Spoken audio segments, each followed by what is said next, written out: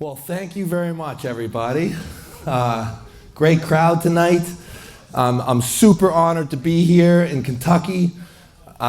First off, I just want to give a massive thanks to Ben and his lovely wife, Sarah. Thanks for having me out here.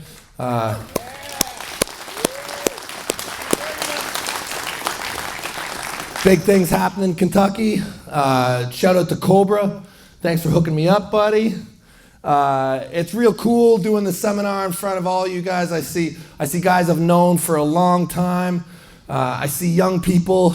I see personal heroes and legends to myself even. So it's kind of funny to do a seminar in front of Ron Bath. You know, that's real cool for me. But what I'd love is that if at any point you guys just want to shout out a question or whatever, I'll stop what I'm doing. But the general flow tonight, look, I think we got this place scheduled for 3 hours, which is insane, right? It's a long time, but we will make the most of it. And I understand some people may have to duck earlier. Who knows? We may end up staying here till quite late. So what we'll do is typically I'll speak. I'll try not to make it too long. I'll speak for probably 20 or 30 minutes. We'll have like a pause to some degree where we'll probably hit the table, okay? Speak.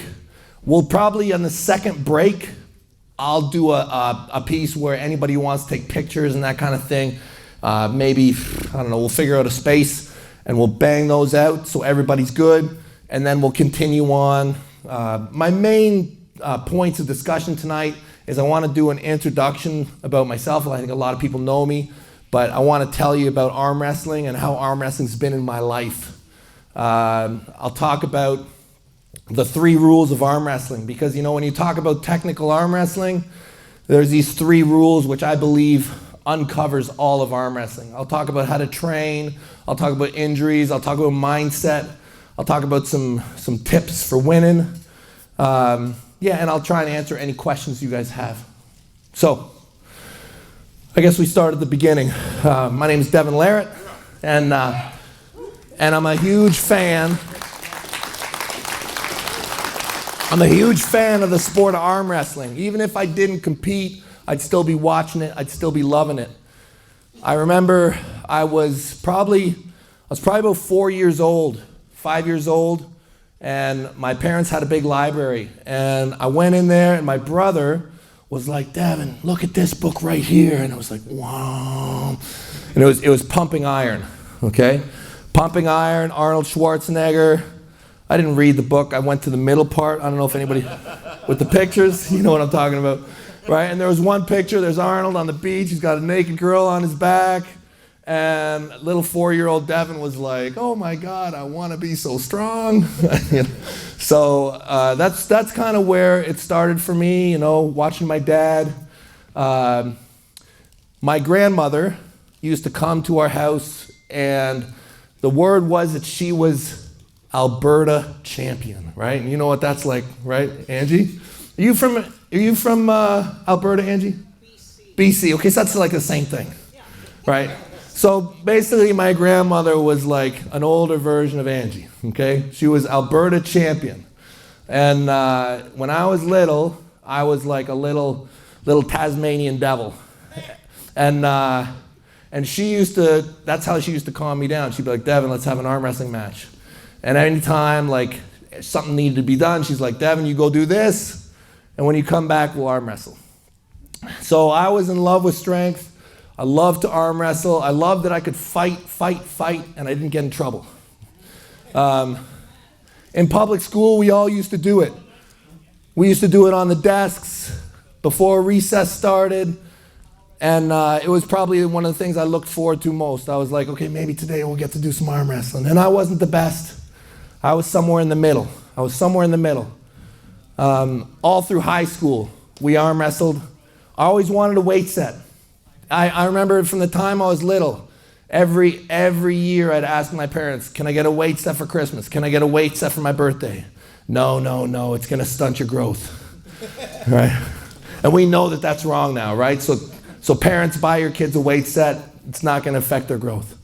But anyways, so finally I got a weight set, and my buddy Jamie and I used to train every night.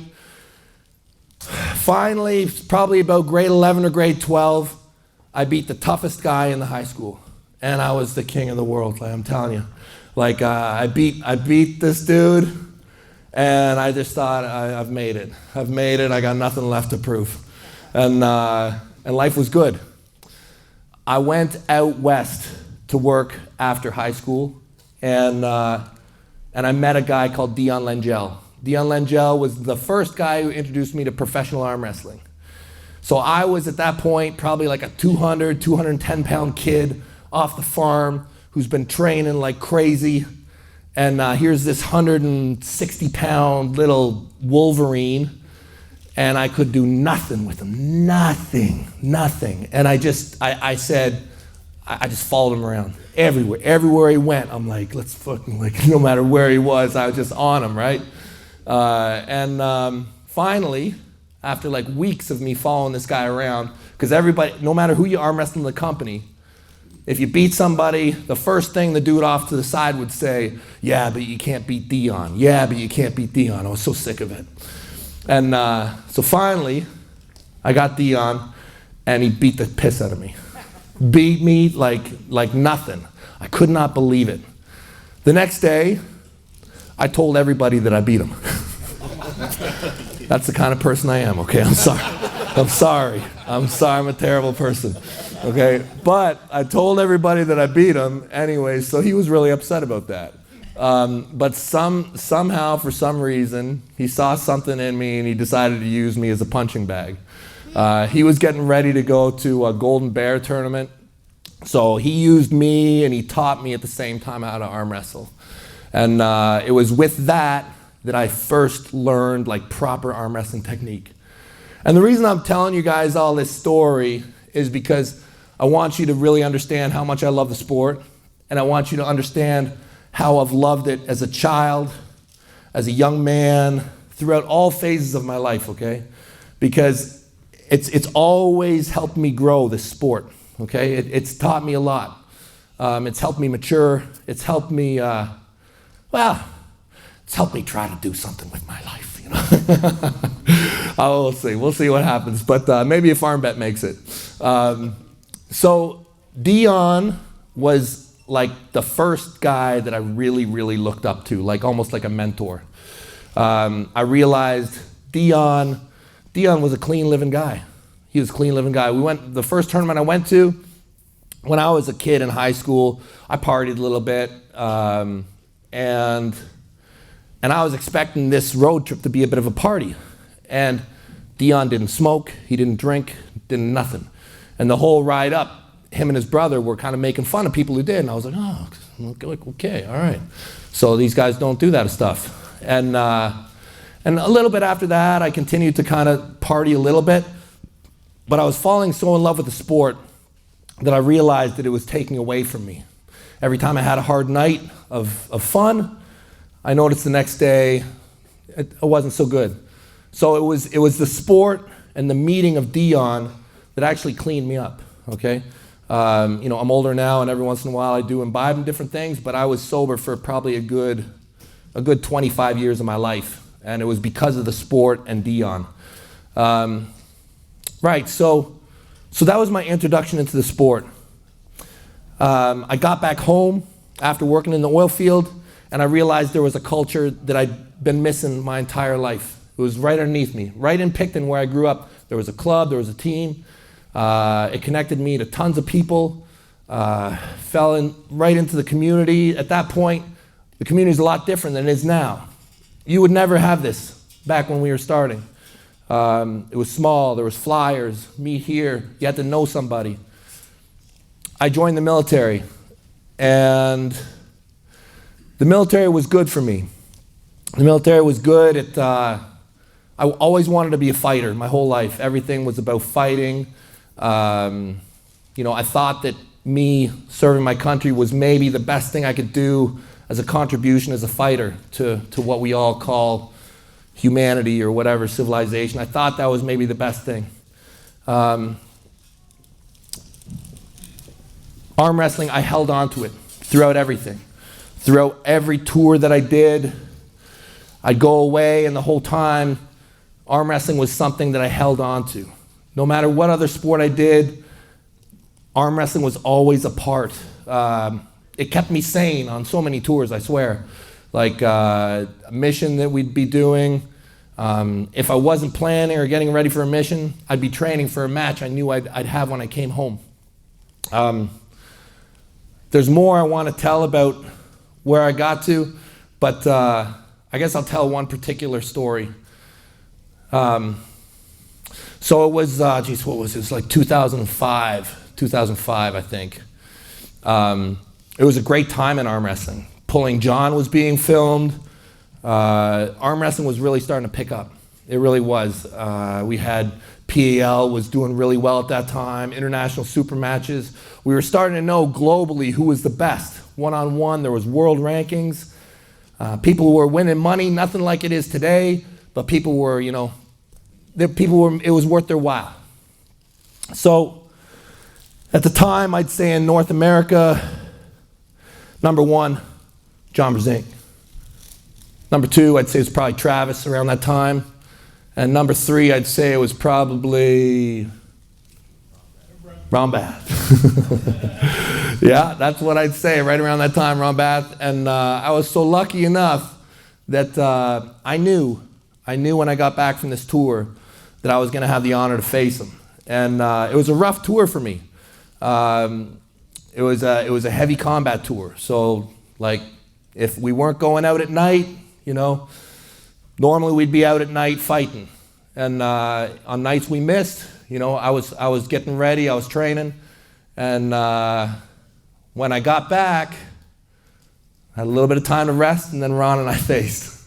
And the match, for me, it was the first match where I kind of broke out of Canada. Hey, Ron, you want to do it again? You want to do it again, just for old time's sake? Kick this thing off? Hey? You want to do it right now? Oh, let's do it. Okay. Listen, there's more to tell. Okay, but let's warm this thing up. We'll just see where you're at, Ron, just for old time. Hey, listen. I know I like to pick on guys right after they have surgery. Okay. That's the secret I'm really trying to tell you guys. If you know somebody's just had surgery, you challenge them publicly. It's the best way to do it. Yeah, Ron, look, that match changed my life. The match I had with Ron Bath changed my life. It really did. It unlocked something in me. Yeah, I actually believed, and I still do to this day, that there's a lot of ways to look at the sport. A lot of ways you can measure a person, a lot of ways you can weigh a person. And it was my assessment that Ron Bath potentially was the greatest. Depending on how you talk about things, it was my assessment. So it was very meaningful for me to face him. And having him here tonight, well, dude, we got to do this before. Listen, how about I tell a little bit more and then we have you up here. I'll finish my story about how much I love the sport. And what it's taught me. That was a difficult period for me. This was a difficult period, this point where, so what happened was I was in the regular force from about 96 till about 2000. Okay, so I was in the regular force and they were really good to me. They basically gave me tons of time off. Regular force in the Canadian military, there's not always a lot going on. Okay, so I was on a lot of sports teams. I was paid to wear the t-shirt, to go to the competition. They sponsored me to go to the Nationals, sponsored me to go to the Worlds. It was a great time. When I got to Special Forces, they're like, okay, all that stuff stops. Okay, you're not going to be public about anything. You're not going to affiliate yourself with the forces whatsoever. And if you ever want to do anything, we're not sponsoring you. It's on your own time and your own dime. And don't even think about asking us for time off if there's anything going on. So this period from like 2001 till about 2014 was a tight period for me to compete just because I had this job. It taught me about administration. It taught me, no matter what you got in front of you, you got a job that takes you away. I had 3 kids during that time period. Time becomes more precious. You have to find ways to make the best of your time. You have to find ways to always have the arm wrestling machine running in your mind so that no matter what, you organize your life so that you can fit in what you need to continue to progress. And that really taught me that period of being in the forces when it ate a lot of my time and having kids. Led me to surgery. I had 2 surgeries on my right. I had a surgery on my left. Just basically, that's just telling you that I've done it wrong, okay? The surgeries, the arthritis, it's as a result of being an idiot, okay? I did everything wrong. I did too much. If there was a mistake, I promise you I've made it. I've made it, and I've made it many times. So through that, I hope I've gained some wisdom. Probably not, but I hope I've gained some. So then there's the post-surgery period. 2014, there was a really interesting point in my career. 2014, arm wrestling got on ESPN. 2014-15. And my bosses brought me into the office, and they said, Devon, you got to quit arm wrestling. And I was like, oh man, I don't think I can do that. And they're like, are you sure? And I'm like, because listen, I really did love my job. I loved being a special ops guy. I loved everything about it. But the truth is I was arm wrestling all the way back to with my grandma when I was 4 or 5. I wasn't soldiering until I was like 19, 20.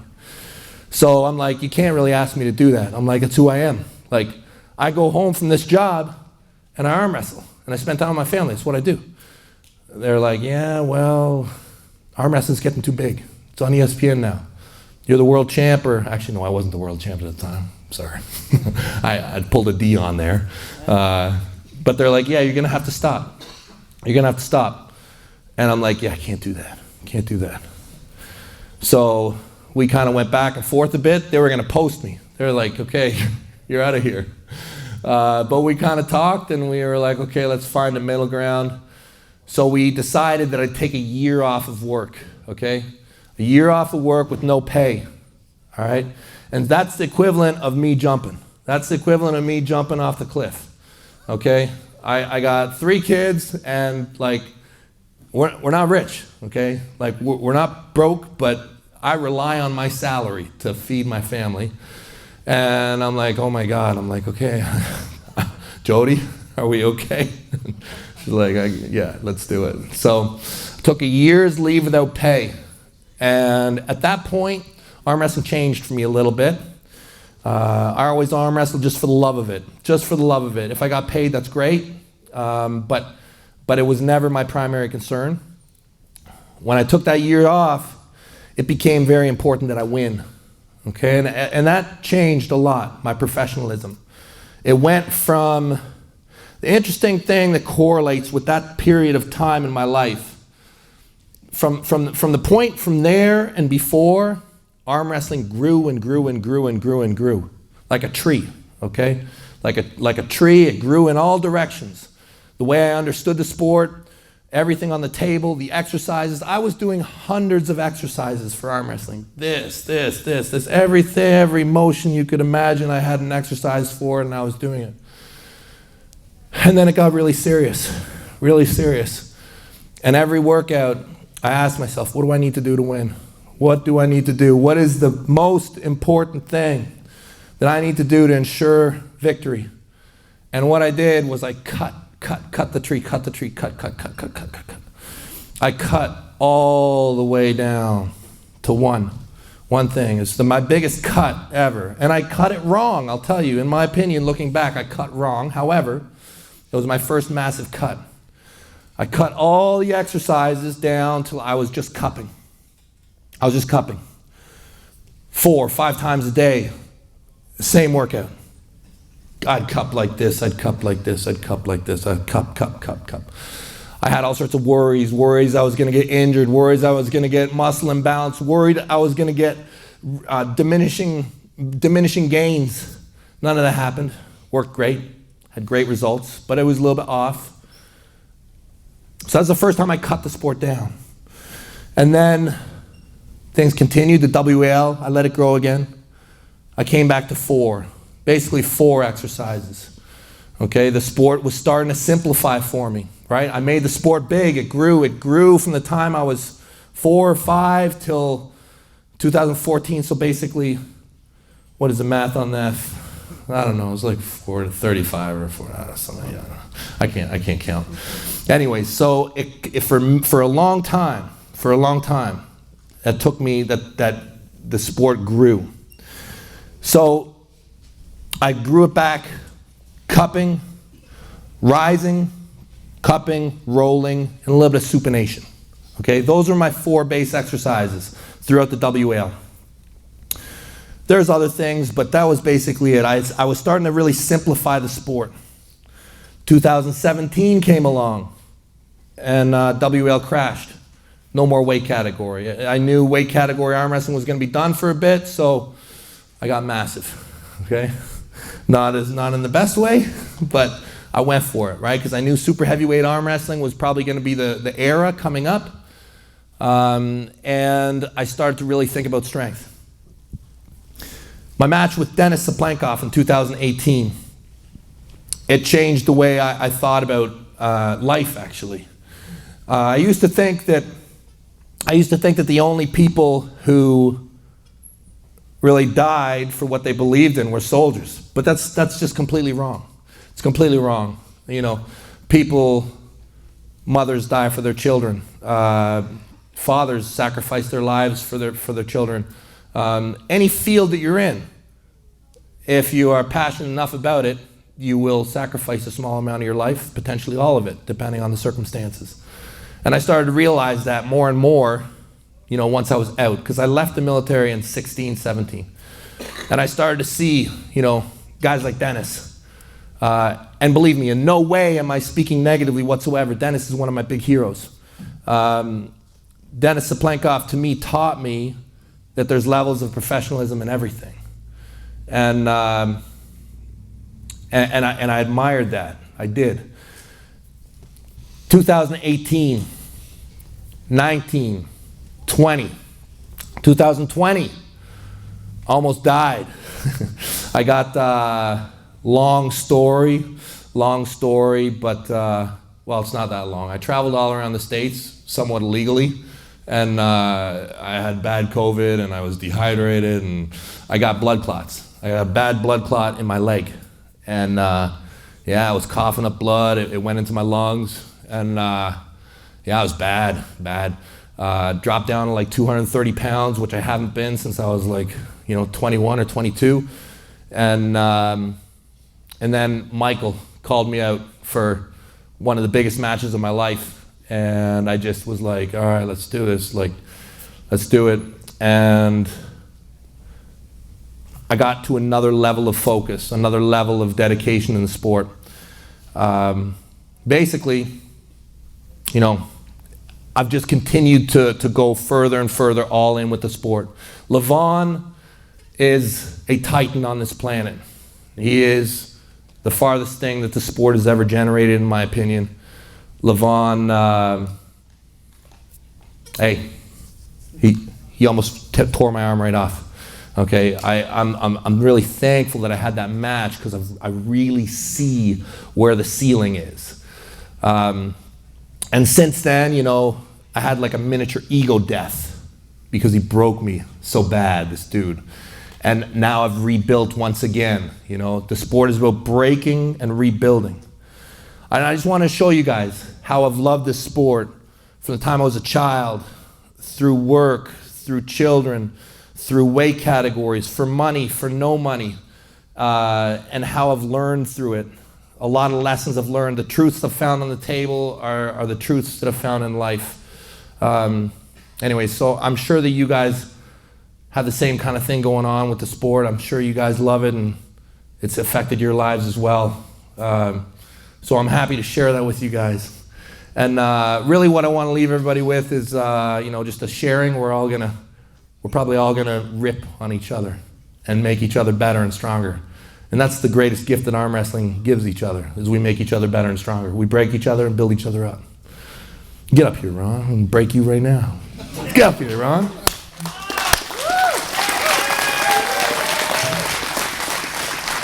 Hey, Cobra, are you a referee of any degree? Hey, you want to help me? Hey? What's that? You guys put your own straps on. Yeah. Oh, I'm letting Devon put my strap on? Oh, I'm not going to be bad to you. I'm not going to be bad. This is so cool, eh? Get to pull her on. Yeah, it is. I wish I was 20 years younger. You'll be fine. Yeah. I'm fine. I'm good. I'm good.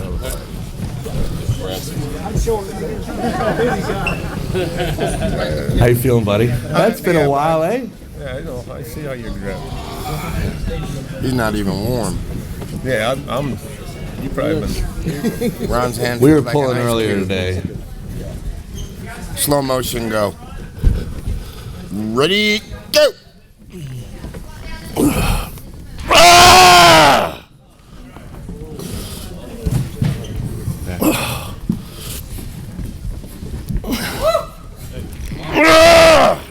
Damn, this is like wall again.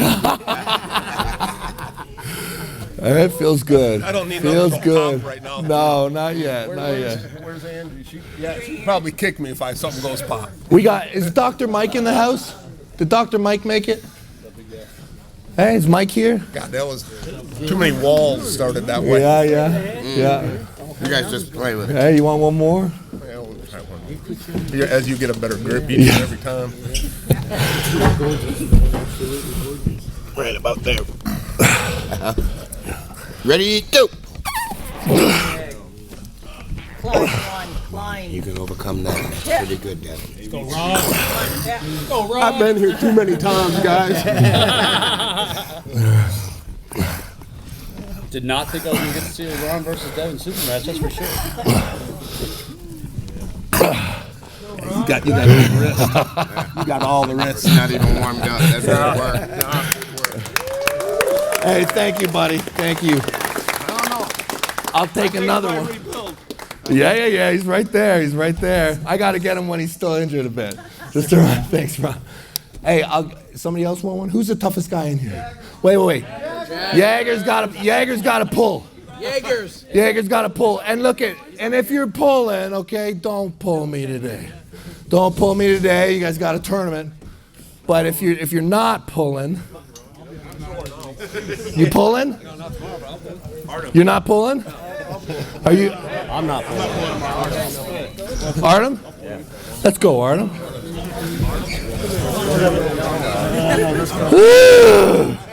I'm trying to clear out the bad dudes. Trying to clear out the bad dudes first. I put a shove on before. That's all right. There we go. Jim Coyle in there. Yeah. You want a chance of winning. Yeah.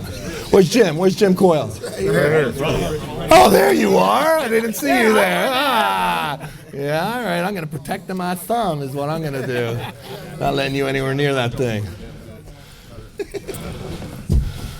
I'm super strong. Yeah, super strong. Yeah. Can you warm me up a little bit? Yeah. He's not much, Artem. I warmed down for you. Well, I ain't gonna worry about it. You let him cover your thumb. Oh, wow. Do the gun. Yeah. It's good, Artem. Nice, Artem, nice. New arm wrestling whisper to him. Yeah. Very good, Artem.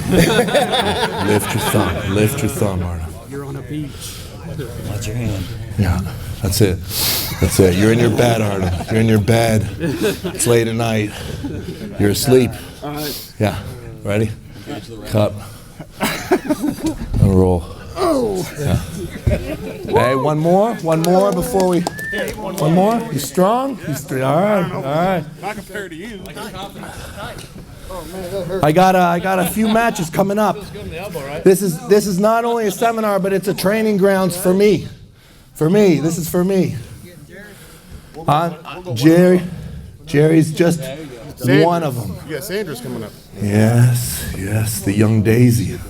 The young Daisy. Yeah. This is a thick ass strap. Yeah, won't cut you. Yeah. There we go. Who else is strong here? Who else? Yeah? Who are you? Yeah, is this the guy?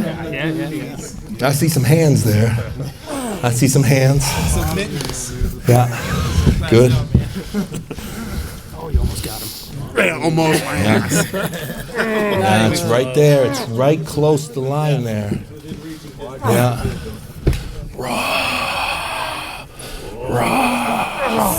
Good. All right, big man. Let's see where we're at. Oh, I see some girth here. Hey, what's your name? Irvano. But who do you pull with, Irvano? Ryan Wagner. Wagner. Okay. How long you been pulling? Maybe a year. Okay, that's better. I'm glad you said a year. You got some arms on you. Hold you. Oh, 27. 27. Very good. Okay. All right. I'm going to give you a clue. I'm going to go outside, just so you know. I'm probably going to open up a little bit. Does he feel like Levan? Yeah. Okay, that's good. Yeah. Yeah.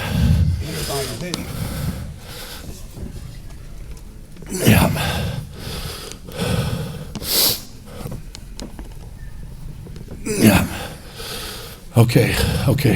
Who else we got? Who's strong with them? Who's strong? What? Razad? You the guy? All right. I'll do a couple more before I have to hydrate and talk again. Huh? Razad?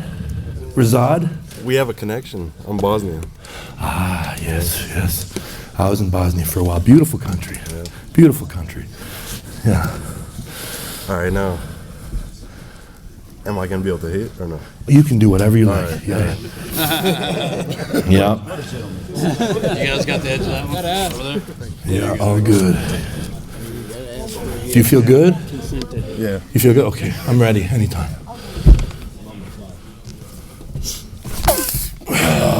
He's iron. Yeah. Yep. Okay. All right, who else we got? I remember you. Okay.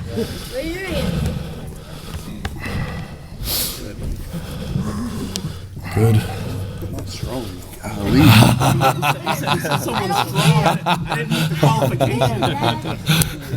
If you just want somebody big, I'll get up there. You know, I want to make sure I get the heavy hitters first. Yeah, step up. I'll get you. Don't you worry. We got a history. This guy came up for the Death Blaster game. I don't know if anybody saw it. Bottom 8, yeah. All right, buddy. You been training hard or what? Yeah? It's been a little while. Didn't get my string during COVID. All right. That's all I got, though. Okay. No, you're gonna hurt me. I got some big stuff coming up that I gotta keep my ligaments together for. All my tricks don't work with two hand pulling. Yeah.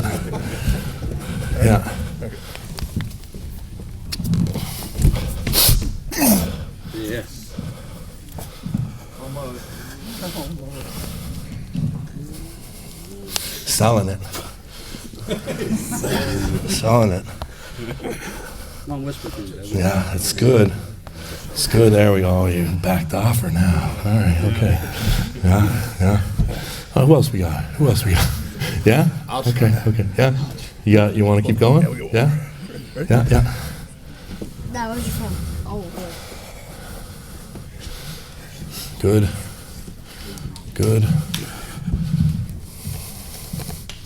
Yeah. That's where I want to get them. Into that flop. That's where I'm trying to steer people. Thanks, buddy. Oh, I like the shirt. Yeah, you get, yeah, this guy and then you, this guy and then you, yeah. My right arm is really strong these days. My left, I would be dead already. You guys would have already pinned me. All right, let's see what we got. You guys see how I do basically the same thing all the time. I like the open top. I like it. It's a good move. And I'll try and sell that move to you all day, guys. You said you wanted to work flop. You do whatever you want. But that's probably one of your better moves against me. Did you start pulling like this? Hey? Did you start pulling like this? No. Is it good and tight? Yeah, good? More tight. Yeah, you can tighten it.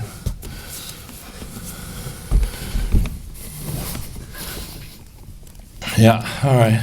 Get on up there. I can tell already. I'm going to bleed him. Good. Good.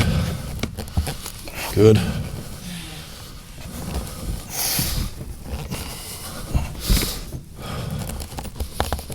Good.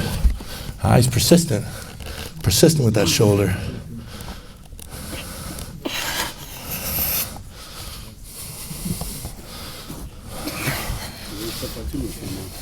I don't pull right.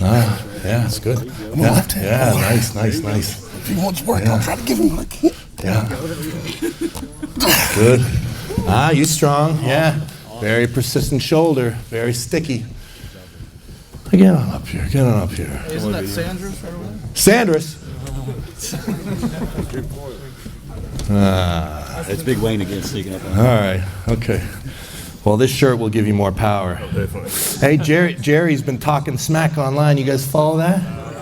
See all that? It's like he forgets what happened last time, right? He wants a double match now. Hey? You and Hermes versus him and Gennady. Is that what they're talking about? Yeah. It's tag team, eh? Tag team. So me and Hermes? Back and forth. Oh, Switching off. He's crazy. Jerry is crazy. What do you got, Hermes or Levan? I think we all know what's going on there. Hermes is real good, but Levan is something else. Yeah. Here's some more pasta.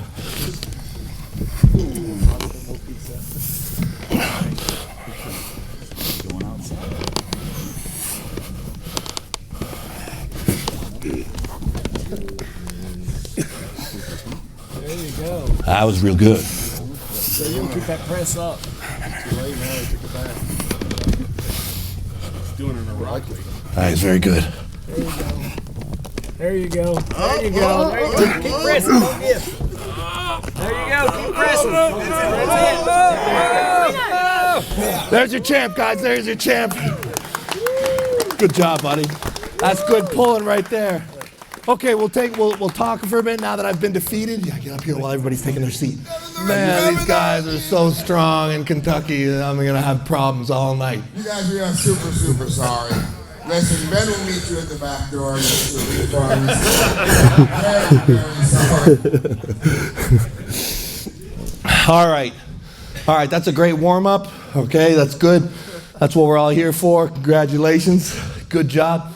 Okay, so what I want to break into is kind of arm wrestling theory.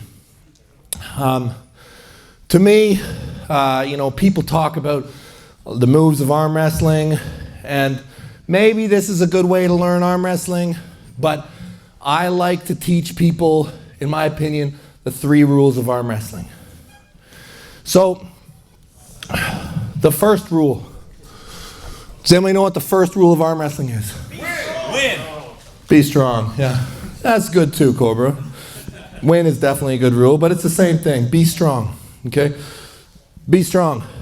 Now, be strong is rule 1, and it's maybe the most complicated rule. It seems pretty simple, but you have to know how to be strong. And earlier today, when I was talking about, how I grew the tree, and then I pruned it, and I came back to cupping. In my opinion, I got it wrong. Okay? In my opinion now, when I give these seminars, one of the things that I came to in one of my last seminars is whenever people ask me questions, It's become disappointingly simple. Okay, the way to arm wrestle, to me, has become more and more clear. So we'll talk about be strong. Be strong is what the fundamental strengths of arm wrestling are. Like the most important requirements. Like you talk about powerlifting, bench, squat, dead. Arm wrestling, I will say that the first thing as an arm wrestler you need to concern yourself with is rising. Okay, anybody who follows me knows that I talk about this all the time. I talk about rising all the time. Rising is present in every single application of arm wrestling. Whether you're inside, outside, regripping, in the setup, you are always rising. A, B, C, always be climbing, okay? Now, what is rising? Rising is creating space between you and your opponent, okay? So when you talk about when you're at the arm wrestling table, any way that you can create space, okay? You want to pull your opponent away from their center. I'm strong.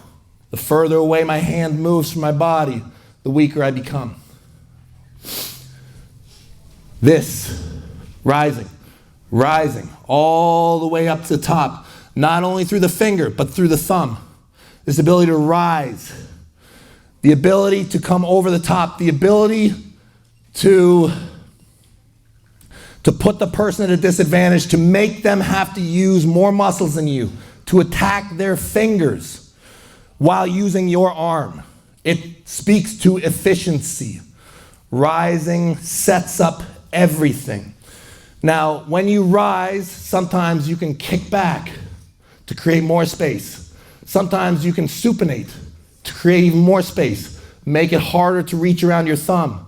You can stop using internal rotation, either float or even use external rotation to create even more space and rise up. All these small movements in the rise and in the set are important, but none are more deadly than this knuckle coming straight up. The ability to rise your knuckle in a strap against an opponent who's trying to rise their knuckle in a strap will determine more efficiency and open up more opportunities, in my opinion, than any other strength. It is the tip of the iceberg of our sport. The person who has the most rise, even if they are weaker, will have more opportunity to have their choice of technical option. They will be more efficient over rounds. They will use more muscles against less muscles. Whenever you are training, you need to prioritize your ability to rise. Every day, depending on how insane you are and how committed you are to this sport, multiple times a day, okay? Rising is your number one chain. If you are rising, and if your opponent is rising, and if you are stronger, they have two choices. They can continue to pull outside, they can continue to run, they will dump their wrist, and they will have some kind of a Kingsmove option. Not a great option, but they have that option. In that case, you can continue to rise and continue to make it worse and worse and worse. Some people will become anxious and try and pin a Kingsmove, which is a technical error. You just simply continue to rise, and the shoulder will open and all options will become worse. So rise against a failed outside option is beautiful. You don't need to change anything. What the person will most likely do if they sense that they have a failed rise is they will then come forward. Most will try to secure a cup. Secure some kind of a cup or supination to try and get their shoulders connected, which then means the counter to this is pronation. Anytime a person's cupping, you already have the high spot, boom, you break into your roll, okay? That's strength number 2. That is the second most important strength in my opinion. In my opinion, in this modern day of the sport where straps are so easily accessible, you cannot underestimate the roll. Rising, rolling through the strap, guys. Rolling through the strap, through the thumb. Okay, and I'll demonstrate all these exercises later, but your ability to, once you steer your opponent so that they have to come forward to try and wrap around your hand, you deny that and you peel them open. You use your thumb and you pronate. Again, in a strap. Always it will be in a strap, guys. It will always be in a strap. The rule system of today's arm wrestling will permit you to get a strap. You need to develop your thumb. You need to develop the ability to move weight in this fashion. These are the base tools of an arm wrestler. This does not speak so much of skill, but just the weaponry that you bring to the table. You need to have a rise that will defeat anyone else's rise, which then will flow into the pronation, will defeat their cup as they try and move forward with their shoulder. These 2 weapons are your most important things to sharpen. If you have this, everything else becomes easy. Somewhere further down the line is your cup. And I used to train my cup so much. I used to think that the cup was number 1. And if anybody wanted to argue with me, oh, I think the cup is the best, or I think pronation is the best, or I think supination is the best, I'd say you're right. Yeah, it can be. It can be. So long as your system works for you, it can be. I am biased. We are all biased. Okay? But in my opinion, with the data that I've collected, I would advise everybody, no matter the shape, no matter the size, no matter the structure, no matter your natural gifts, I would tell you, develop your rise, develop your roll. These are the most dangerous weapons we have in the sport, and it's how world championships are typically won nowadays. The reason why the cup is lower down is because the only option they have left once their hand is taken and all they have left are inside options is they're only left with a flop wrist press. And a flop wrist press, while they might get 1 round on you, once the hand is defeated, there are so many options to counter a flop wrist press that it doesn't have to be as sharp. It does not have to be as sharp. And the truth is, you talk about specialization and you talk about diversity. If you work on 4 tools, they will each be good. If you work on 3, they will be better than the 4th. If you work on 2, they will be better than 3. And all that matters is your initial victory. If your rise is sharper than everyone's, everyone is in a bad position. So that's why I say shift your focus and make it smaller. Specialize and become very, very good at the very small openings that the game has. You sharpen your opening, and every option that the arm wrestler will have, they will be in an unadvantaged position. Rise, roll, cupping. And I don't want to undervalue it because it is a big part of the game. It really is. Your ability to connect to your center through flexion is very important. And depending on your opponent, it may be the most important. If you are arm wrestling Jerry Carteret, who doesn't fight with his hand, I'll tell you, that's going to change. You're going to want your cup and you're going to want your supination to be extremely strong. Right? As Ron knows, you gotta hook that guy. Right? He gives you all that. He gives you it, and we'll get to that in Rule 2. Jerry is using Rule 2 to secure his angles.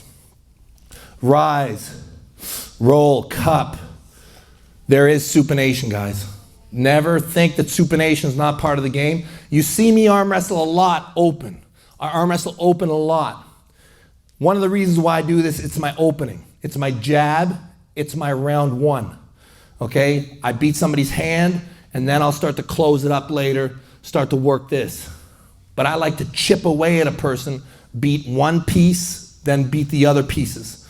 The icebreaker, the point of entry into a person's defenses is through the rise. Everything will be cut down after that is defeated. Never stop training your rise every day that you love arm wrestling. Rise, roll, cup, supination. Supination. People talk about side pressure in arm wrestling. I blew my elbow countless times, okay? Countless times, okay? Either in matches or in training. Supination is, in my opinion, what you're really training. Okay? Do not take weight from the side and force it to the side. Don't do it. Don't do it. No matter how cool somebody tells you it is or what you see somebody else do, okay? This is coming from me. Okay? So take it or leave it. What you're trying to do is you're trying to supinate. Okay? You're trying to do this. Okay? You're not trying to do this. You're trying to bring the match this way. Supination. Okay? This is a very valuable strength to have, the ability to turn this way. This gets you regrips and it gets you shoulder commitment. Okay? This is because you do not want to go throwing. Much rather, you'd rather get behind your arm so you can press. Okay? This is anatomically safe and sound, and you can do this hard. Okay? You cannot side pressure hard. Not for long anyways. You can't. Okay, I've had surgeries. Okay, believe me, every year or two I'm like, oh, maybe I can train side pressure, and then a couple weeks later I'm like, no, you can't. No, supination, guys, supination. There's also grip. There's also grip. It's almost not worth talking about, but it is. It is. You know, grip is not with a gripper. Grip is with a small handle on a cable. Okay, it's just this ability to close. And it comes into play in all sorts of applications in the strap, and in the drag, and in the regrip, and in the general conditioning of the hand. That's basically it, guys. When it comes to training in the gym for the sport of arm wrestling, this is what you're doing. This is it. And that is what rule 1 is.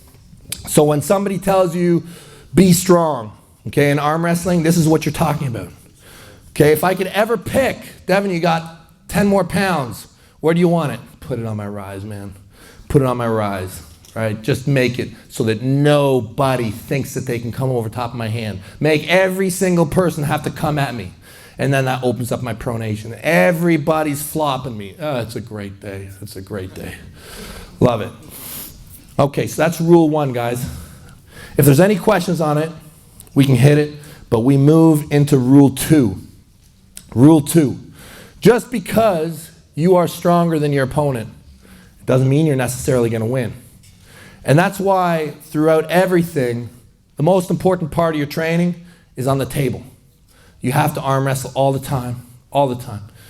And that's the most fun part anyways, but you're going to learn how to arm wrestle by spending a lot of time on the table. Rule 2, I always forget what it is. Don't take what's being given. Oh, that's you're ahead of the class. Never fight a losing battle. There we go. I'll ask you next time. Yeah. Never fight a losing battle. So basically what that means is if I'm going against a guy and say I'm trying to roll him and it's like, no, that's not going to work because it's going this way, I cannot try and do that. I cannot fight a losing battle. This is a losing battle. He's going to turn me. So I have to do something different. I have to give that up. I have to go with it. Okay? There's basically, there's only a few retreats, okay? There's only a few retreats.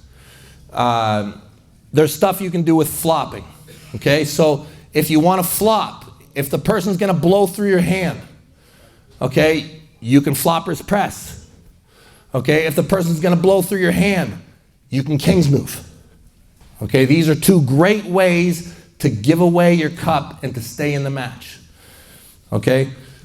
If a person's going to blow through your pronation, okay, if the person's going to turn you, no matter how hard you try, okay, great option, defensive hook. Okay, don't fight losing battle, give it to him, defensive hook. Even better than that, press. Okay, that's cutting it off even earlier. Okay, but believe it or not, that's a defensive option when you're seeing your palm. Press. Okay, that's defense. So you got palm turning over, you got wrist turning over. Basically, any of these retreats They're a way to stay into the match. They're a way to stay fighting. This internal, external rotation. This is typically the first piece to give away, right? Normally we want to go internal. The first piece, it's almost like a gambit. Anybody who plays chess, you give something away to the side or whatever, they bite on it and you got something. You give away the center and you come around, right? You have hand control, it's more valuable. When you talk about pieces to trade, the first thing I'll give you is elbow position. I'll give this away all day before I give this away. And this is the most valuable, right? There's pieces to trade, pieces to give away to stay in the match. Never fight a losing battle. You have to give, you have to give. If you keep fighting hard while you're being beaten, it's only going to continue. You have to learn the art of giving. You have to give a piece here or there in order to stay in the match. The piece that you want to hold on to is going to dictate your style, right? I'd say hold on to the rise as long as you can. I'd say I'm a big fan of open topping, guys. I'm a big fan of it. I'm a big fan of Kingsmoving. I know it's not the most popular thing in the sport right now, but I'll tell you, it's a very, very powerful style. Very, very powerful style. There's no reason why anybody can't get good at it. Even if you don't have wonky elbows like me, you can still do it. Rule 3. Rule 3 is the most complicated of all. Rule 3, once you start to understand Rule 3, you will become a very, very good arm wrestler. Rule 3, as was said earlier, is don't take what's being given to you. Okay, this is a very interesting rule. So we talked about things in Rule 2. Defensive hook, press, king's move, flop. These are defensive, these are your typical defensive pathways. And it's a very simple formula. Very, very simple.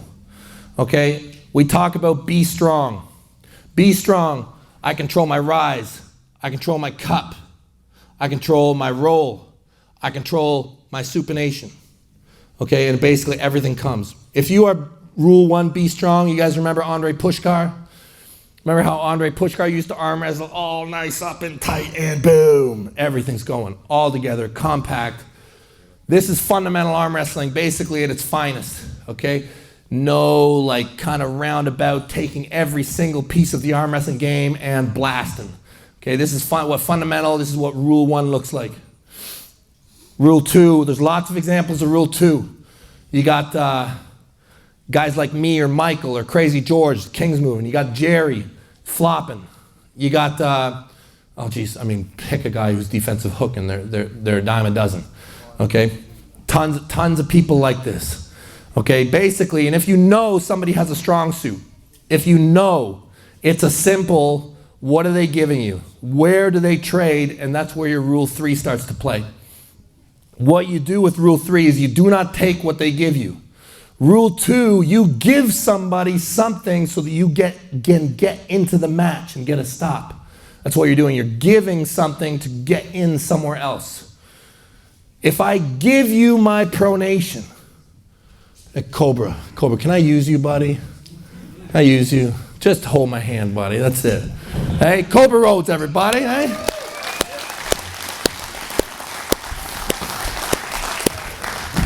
Okay. Now, let's pretend for now that I'm the boss, okay? Just for now, Cobra.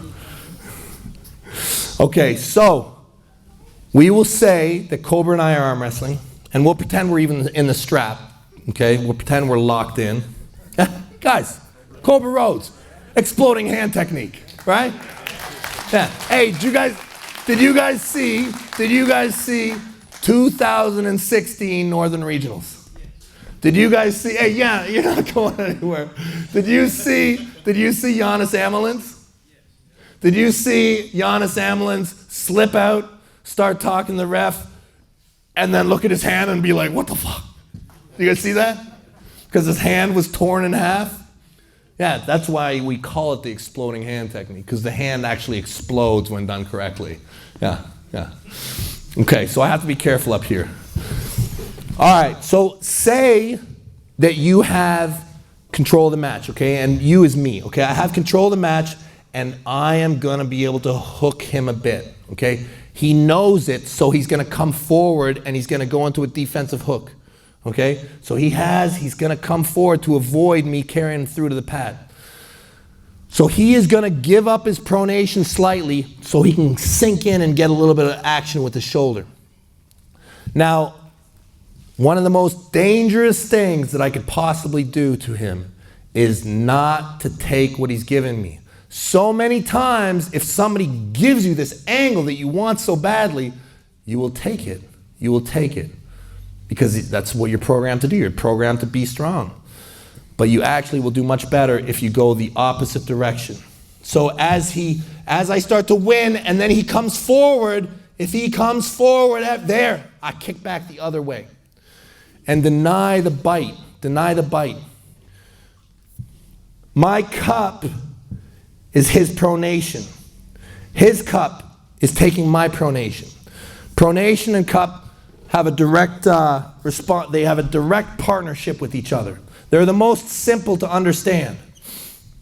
If you are able to cup someone in and they give up their pronation, the most dangerous thing you can do is kick back. Kick back. And you guys are getting, the more you practice Rule 3 with junior members in your club, the more you will start to feel it, understand it, and be able to pull it off in high-level competition. If a person's flopping, right? If you're facing a guy who flops either in a press or in a Kingsmove, right? They are giving you all the pronation that you want. And so many people, they want to bust that wrist back. They want to take that wrist. But what they don't realize is the one that gives them it and has an anchor either on the inside or the outside, that time when you're taking it, that time, they're setting a lock. And as soon as you notice that this becomes soft, you need to go the exact opposite direction. Do not take what's being given to you. Right? So if I know I'm facing a flop wrist presser and I know that there's going to be a hollow there, I need to go this way. I need to see my palm. And that's a complicated rule to understand. And there's a lot of balance involved in that rule. Okay? These are the 3 rules of arm wrestling. Be strong, don't fight a losing battle, and don't take what's being given to you. Okay? If you understand that the fundamental rules, then you can understand the second rules. And when you understand the second rules, then you can understand the third rules. Right? Rise, always be climbing. You can never go wrong. There's no counter to it. There's no counter to rising. That's what makes it so powerful. All the other ones, there's better counters. Somebody's rising over top of you, there's no good answers. Has anybody got questions on the rules? Does everybody agree with it, or do people think I'm crazy? Is this Devon? This is completely wrong. It's completely false. Yeah? What about your endurance? Come on, somebody's got to have a question. Endurance? How has your endurance always been so good? Well, I think I'm just a very simple person. You asked, what about my endurance? So I would say that with endurance, there's a lot of it is efficiency. Some of it is efficiency, right? So if you arm wrestle the correct way, if you are using more muscles against less muscles, you will be efficient. Okay, if I'm holding on to somebody and they're in the top, okay, it's going to be harder. If you're arm wrestling with good form, if you've got them holding on to you, you're using more muscles, they're using less muscles, it's good. The ability to switch muscles, that's good. I train hard, guys. Not a lot of people do as much as I do. I wasn't making anything up what I said earlier. From the time I've been a little kid, okay, I don't miss a day. I train every day of my life. I train multiple times. The only days I take off are before I compete. Okay, I'll take a few days off before I compete. I train every single day of my life, multiple times a day. My left right now is very ordinary. I haven't trained my left in 3 years. 3 years, I have not done anything. I'm deep into this experiment called Way of the Giant Pumpkin, which I'll go into detail on later. Okay, I don't know if you can tell, but my right is a little bit better than my left these days. Okay, I think, we'll talk about how to train. Okay, maybe I'll break into that because that'll explain my endurance a little bit more. Is there any more questions on what we talked about? Well, I just had a question. How do you recover from the big matches? Yeah, I'll answer that in the same thread. It's the same answer. Okay. Yeah. What would you say about having an anatomical advantage, like you're longer levers, so it's going to be easier for you to stay high and to keep that rise, as opposed to somebody who already knows they're at an anatomical disadvantage to that rise. Yeah. So they're trying to use their advantage. I'm not sure that. Look, there's obviously advantages to being bigger. Okay. Oh, what a good guy. Hey, thank you so much. Obviously, there are advantages to being bigger. Advantages, I'd say, to having a bigger hand. Advantages to having wider shoulders. Advantages to being larger in a combat sport. However, I'll also say that I've seen champions be all shapes and sizes. And I've also seen guys who you think, I remember, I've been told, like, when guys come in to the club, I've heard guys say, oh yeah, the shorter guys, you want them hooking, and the tall guys, you want them topping. I just think that's completely false. I really do. I think that short guys can top roll. I think tall guys can press. I think you can do every style. And I think that there are advantages that a short arm has that a tall arm doesn't have. However, both styles, I would say, make sure that you can post. I would tell the same thing to a guy with a small hand and a short arm. I would tell the exact same thing. And I'd say, look at the past. Look at the past, look at our champions.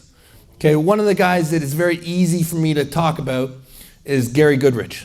Okay, Gary Goodrich is a super heavyweight. Gary Goodrich does not have big hands. He does not have a particularly long arm. Okay, he could outpost everybody. Why? Because he was strong. Super strong. Okay, strength overcomes any anatomical disadvantage. And the thing is, when you're short, okay, and if you're good with the referee and the set, a long arm typically can have to drop. You may have to drop your arm, drop your angle. So there's lots of advantages that you can master. Crazy George is probably one of the best outside arm wrestlers that there is, and he has probably the smallest hand in arm wrestling. Okay, I do not think that it's always so black and white. I'm not going to argue that bigger people are typically. That's why we have weight classes. But yeah, there's ways around it. Yeah, no matter what, I'd say rise, roll, in the straps, cup, supinate. That's your order. Yeah, even if you're a hooker, even if you're a presser, I'd tell you the exact same thing. Okay, we'll talk about how to train, in my opinion. Get with a club. If you're not with a club, make a club. Getting on the table regularly, this is the most important thing. It's the most important thing, compete. Okay, train safe. Get a club, get with people regularly. Pull in a responsible way, take care of each other. When I went to Russia and got blasted by Dennis, they were kind of nice to me afterwards. Told me a couple stories, talked to me about culture a little bit.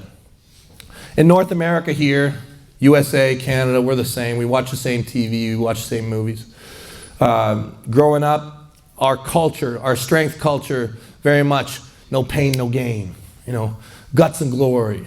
Like the guy in the gym the guy who's dying, he's dying, he's puking afterwards, that guy's good, he's doing it right. In Russia, it's not like that, from what I understand. The culture's different. They have much more like, never fail, never fail. Walk away from the workout and still feel good. It should always feel good. Should always feel good. I've taken that to heart since 2018. It's worked very well for me. I used to train much harder, and now I train much more because every workout, I don't fail. I walk away and I'm ready to do it again in a couple hours, and my total volume goes up. Okay, so when you're at practice, don't hurt yourself. Never, ever hurt yourself. If there's one thing about training, never hurt yourself and don't fail. Don't fail, guys. Don't go so hard. Don't go to failure. Don't test your 1RM and fail. Don't do it. Work around 90 to 95%. Don't worry about what you can do. You'll go up steady, steady, steady when you're working that 90 to 95. Every time you get an injury, it's going to slow you down. You're going to get injured. Don't worry. It's going to happen. Don't push for it. You'll get it. You'll get it. 90 to 95%. Train hard. Train consistent table time. Up in Ottawa, we do it 3 times a week, which is a lot. Most people don't do it that much, but we do. You don't go to failure. So even if you're not the strongest guy in the club, don't talk to people. Talk to people every time you get opened up. Guess what? It doesn't do you any favors. You being ripped open does not do you a favor. Okay, it's not going to help you. You want to be in good position all the time on the table. If you got a training partner who's stronger than you, who's ripping you open, be like, buddy, I love you. Why are you hurting me? You know, like, talk to each other. Okay, it's not going to help you. It's not going to help him because he's just going to break you down. That's a big consideration. Okay, so you want to get as much table time as possible. You want to get as much good table time as possible. You want to practice in the straps. You want to practice as realistic as possible. That's safe. Okay, safety is huge. Practice safe. Practice realistic. Center of the table. In the straps. If you can do goes, do goes. If you can't, no sweat. Practice slow. Get volume. You're going to get injuries. It's inevitable. You're in the sport of arm wrestling, you're going to be hurt. And guess how often? A lot. All the time. All the time. You are going to be injured your entire career. Okay, you will forever be hurt one way or another. Whether it's a major injury, like you halfway blew something or ripped something, or you got real bad tendonitis, or you're just smoking sore, okay, which is basically a form of injury. Okay, you're in the sport of arm wrestling, you're going to be sore all the time. All the time, okay, until you decide to walk away. That's my opinion, okay? If you're pushing, you're going to be walking that line. So what that means is you're going to have to do rehab. You're going to have to do a lot of rehab. And what does that look like? That's blood flow, guys. You're going to be wanting to pump blood through those areas all the time. What does that look like? That looks like higher rep, perfect form, all the motions that we talked about when it comes to being strong. You want to work your rise, you want to work your roll, you want to work your grip, you want to work your cup, you want all the basic motions of arm wrestling, anything you can think of just to push blood to get a pump. How much can you get a pump? Me, 3, maybe 4. I typically average about 3, and then my life is so simple, guys. I'm really lucky.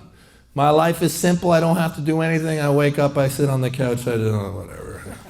Okay, and even with a very simple life, okay, so that means basically all my resources can go into arm wrestling. About 3. That means when I wake up in the morning, I'm fresh, I train right away. I eat, I let it digest, okay, maybe in a few hours. I have the blood, I can feel it. I can feel my blood getting full. I can do it again. Get another pump. Same thing, eat. Get another pump. Maybe I can do 4. Certainly 3 every day is not hard. On a great day, but you're always going to get interruptions, even if your life is simple. So 3 or 4 workouts a day.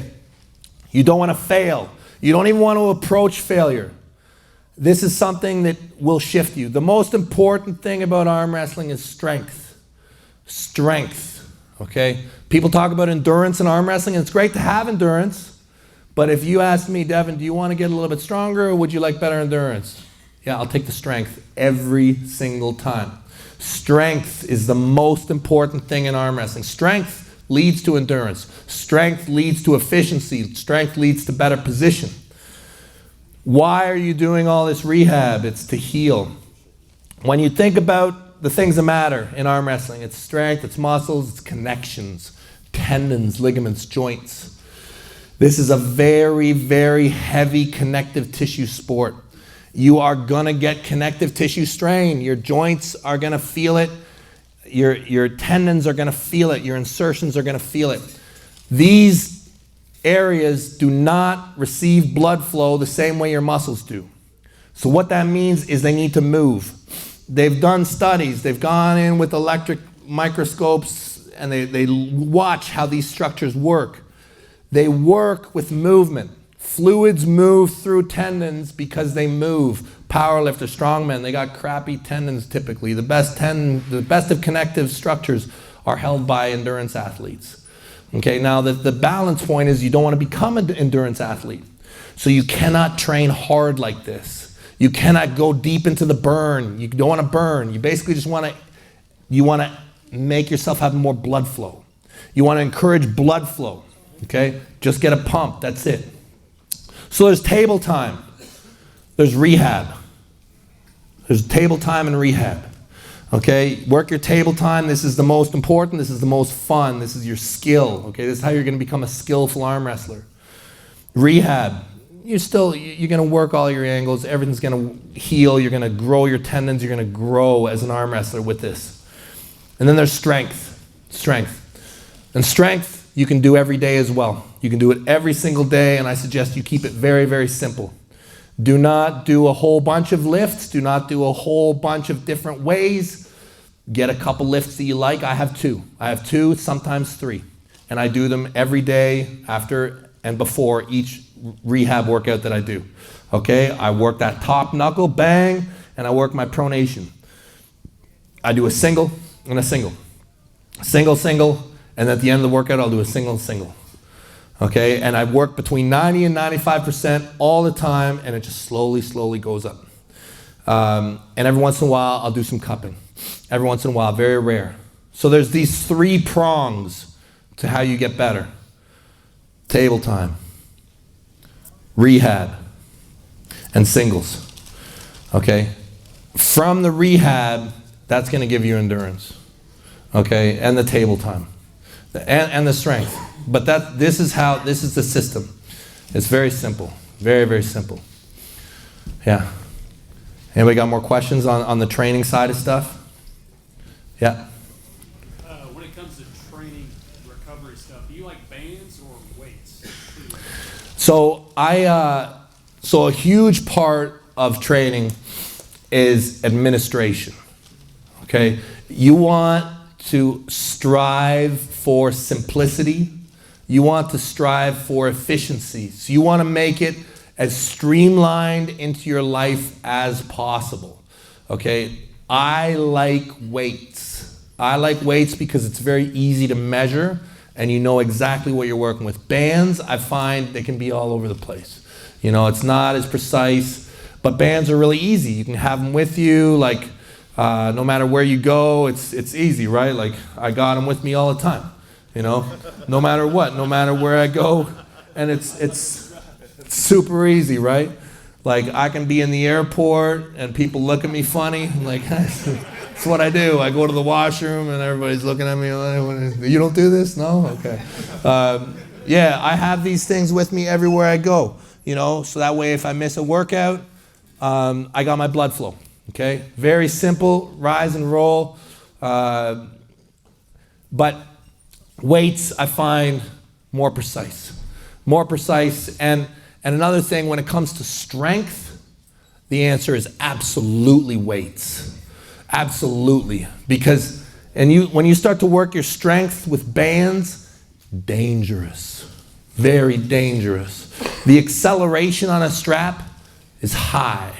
Okay, and arm wrestling, the strength that's required is very static and very balanced.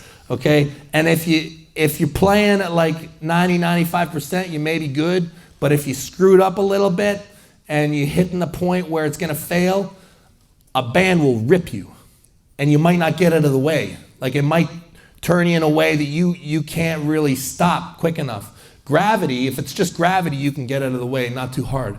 This is faster than gravity. And it can hurt you. So for rehab, bands are fine. I still like weights. Weights is just, it's easier to measure. Yeah. super administratively easy.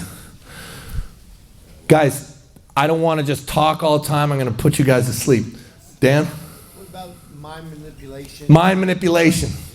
I will definitely get to that. How about this? Why don't we take a quick pause, get back on the table, pull a bit, and I'll hit some pictures for people who want those, because I know that's going to go. We'll do some pictures first. Guys can take a break and pull for a bit, and we'll come back and we'll start with that. Yeah? The Hall of Fame. Oh, look at that. Where'd you get that? Cobra Rhodes, man. Ah, Cobra Rhodes. Hey? Where'd you go, Cobra? Yeah, wonder where Cobra went. Yeah. Okay, where should we take pictures? Wherever you want. Adam, can you hit one more weight question? The micro reps. Yeah. Full motion. Yeah. Why do you do that? So, I would say the best way to answer that is whatever you do, you get better at. Okay? And that is like really, really tight. Like you talk about strength, you talk about, oh, this guy's real strong, he should be good at arm wrestling. Man, what you do is so precise. Like, we talk about the post, okay? This is like full range. We talk about pronation, this is full range, okay? But the truth is, in a high-level match, what's going to decide it is, don't move, ready, go, boom! And the one guy's going to break down. And there's no movement. No movement. It's static, okay? Like, real arm wrestling strength is the ability to turn into a statue, right? Turn into a rock and have the other guy break on you, right? Like, if I'm strong enough where I can just bang, not move nothing, and they break their angle somehow, you just won. You just won the match. So in my opinion, to precisely get better at what you're trying to do, the top end is a lock. You are locking and you're applying force through the lock in order to break it. So like, for example, if I'm training my roll, okay? If I'm training my roll, bang, and that's a good lift. If I lift it like a hair off the floor, what it'll look like if it fails, it'll start to open, okay? The same way it would do if some guy was on the table and they broke through my stuff. Okay, when I'm training full range, that's for blood flow. That's for health. That's to heal my tendons. Okay? So it's kind of like a balance of health versus function. Yeah. In my opinion, the most dangerous thing, like when I look at guys training and look what they're bringing to the table, when a guy's doing a big curl, I'm like, okay, the guy's doing a big curl. When a guy's doing like on the preacher and he's bending down, and I'm like, right, that's way more dangerous. That's not gonna move. It's just gotta be a lock, right? Yeah, in arm wrestling, like that lock strength, that's very important. Very, very important. So that's how you train. Yeah, that's your most important training. Yeah. Okay, and listen, I'll go deep into training, but I just know there's a lot of people, and I'd like to get some of the pictures done. While I'm taking pictures, guys can play on the table, mess around, keep you busy, and yeah. Check out my new t-shirt. Yeah, we've got Sweet Tea, right?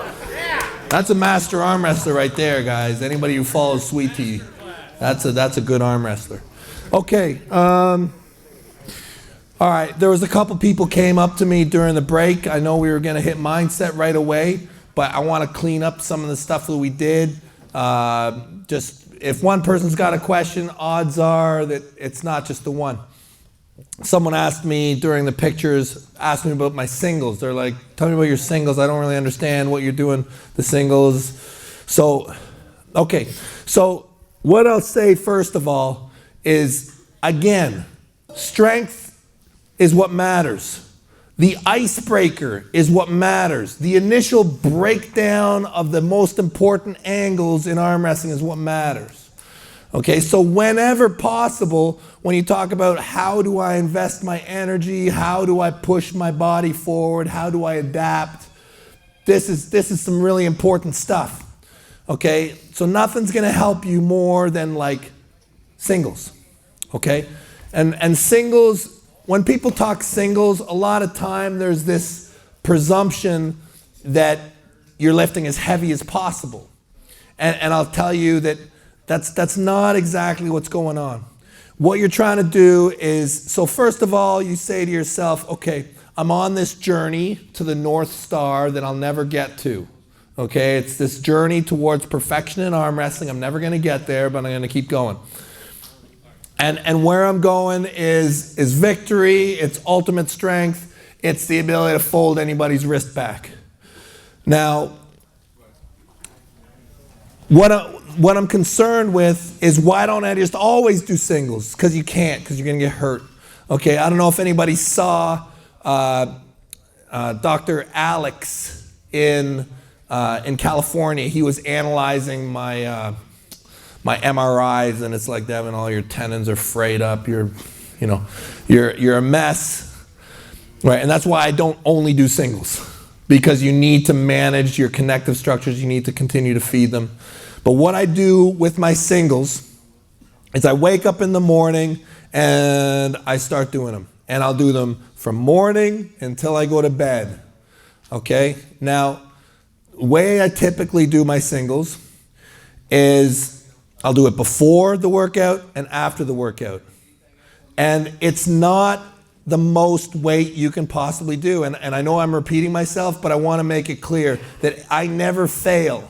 Okay, I never fail. I work in a comfortable range that is very challenging, but it's not failure. And as the day goes on, I may add a little bit of weight here and there. Like if they start to get really easy, I'm going to add weight. And you will progress faster in this band than you will at the absolute failure point. You just will. You'll progress faster. And you can do them all day long, over and over. When it comes to that long period that I'm talking about, the long journey in arm wrestling, what you're looking at is how much work can I do over a long period of time.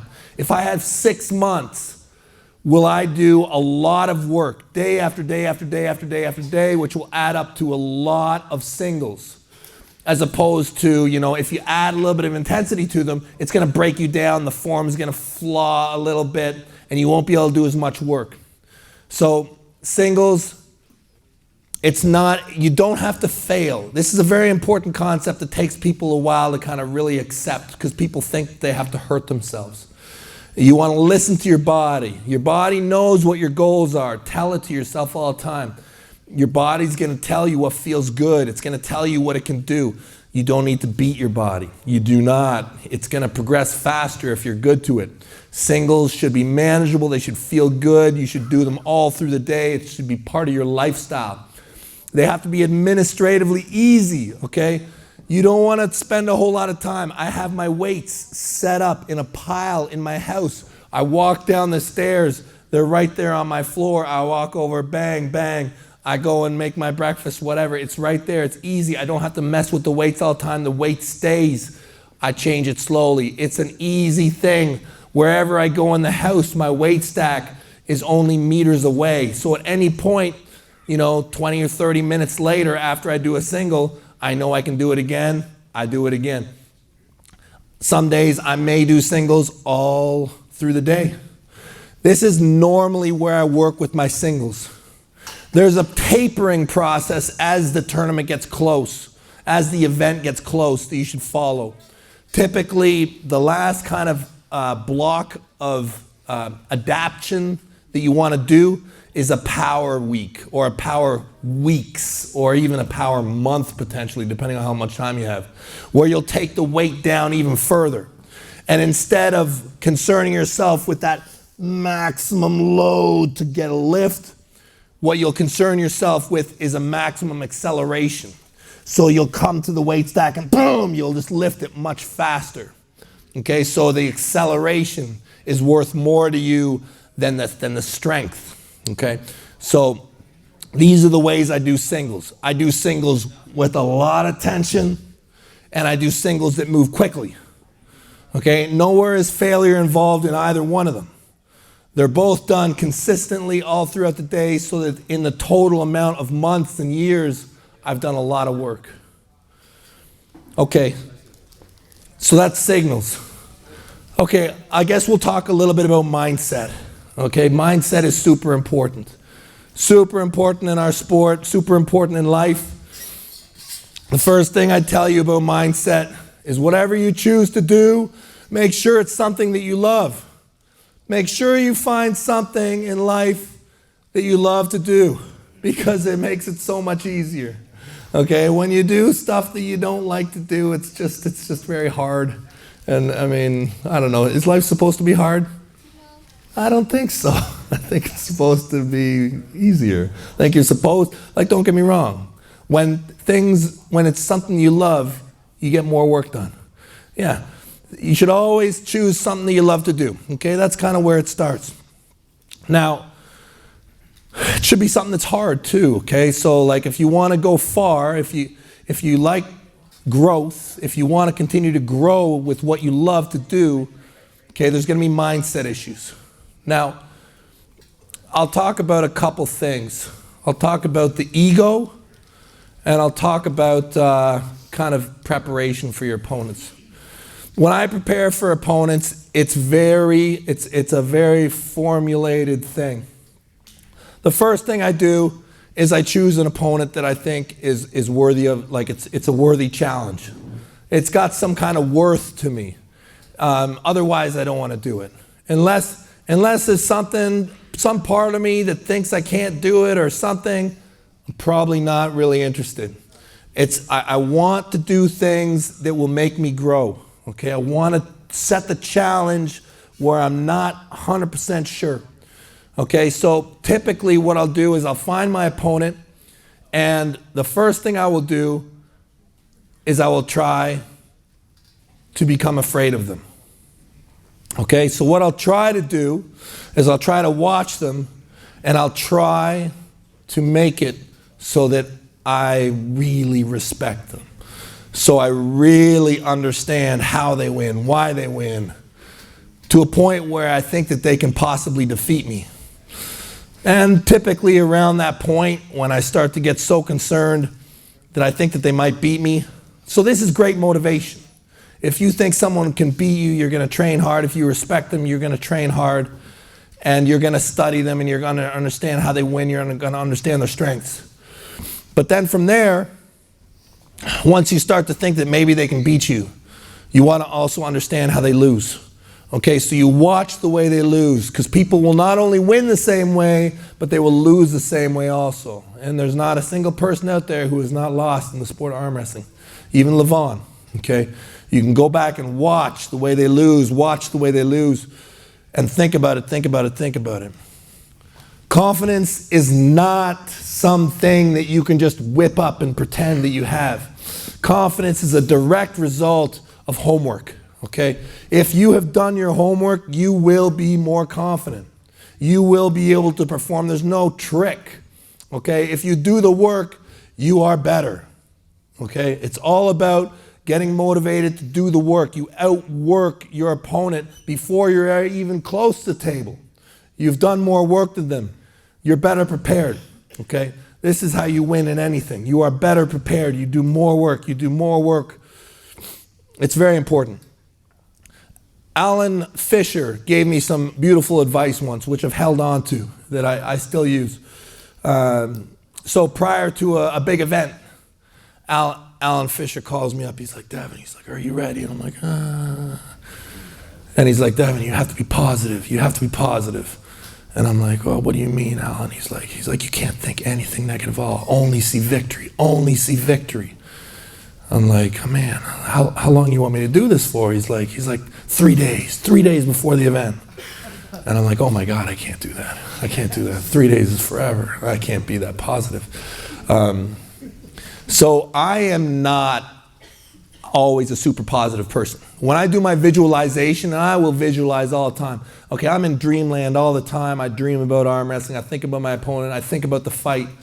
And when I think about it, I see everything. I see us meeting each other. I see us shaking hands. I see us coming to the table. I see us in the set. I see them winning. I see them losing. I try and see everything. But the consistent theme throughout all my visualization is I never stop fighting. I never stop fighting throughout all the visualization. Even when they're beating me, I'm still fighting. trying to find ways so that when I actually meet them, I've seen everything. I've seen every outcome. I've seen every single thing that can happen. It's not going to surprise me. I've seen everything. I don't do 3 days of positivity. It's too much. I can't maintain it. I don't know how Alan does it. Alan's insane, okay? I do 1 day. I do 1 day, and I make sure I do it. I do 1 day. When it's 24 hours before the event, I change. And I'm like, I don't see anything more negative. I only see victory. Victory for 24 hours before the event. And yeah, the closer the event draws near, I just become very, very confident, okay? Very confident. And I'll allow my tongue to enter the fight as early as possible. Okay, not like Jerry Cadderat's tongue, but like a, yeah. Speaking of which, Jerry, if you're watching this, I'm gonna murder you. Because that's coming, believe me. Okay, but listen, there's a deeper kind of I'd say mindset restructuring that I'll share with you guys, okay? Because I think that we're all shaped by what we do outside of the sport, okay? We all have different things, mechanics, actors, lawyers, doctors, whatever. We all have gems that our trades give us that we bring in. Okay, and I was a military guy, okay? I was a special forces guy. So I'll tell an interesting story about something that I learned in the forces, which I brought to the sport, which I have struggled with, okay? It's not like it's all good news. It's just an interesting thing that I can share with you guys. So, young military guy, scary stuff, okay? You going out to fight with guns, it's scary, okay? And you don't know, like, I mean, you have to question why. Why are you doing this? Okay, why are you fighting to this level? Why are you prepared to die for this? And there's a couple choices. You can choose to educate yourself extremely, or you can choose to have faith. Okay, so I always chose to just have faith. Okay, it's much simpler. Have faith in the person in front of you. Have faith in your leaders. Have faith that us as a species are doing the right thing, and the military is part of that, and the people up top are good people. So you're doing a job that's scary. You're doing a job and you've committed and you're in. You're in. So when you're a young soldier and you get on the helicopter and you're going out and fighting and the bullets come flying, you can be afraid on the battlefield. Okay, you can be afraid. And that fear will not lead itself to positive outcomes. Okay, it will not. All right. When you are afraid in combat, when you are afraid in the fight, this is not something that's going to help you. It's not.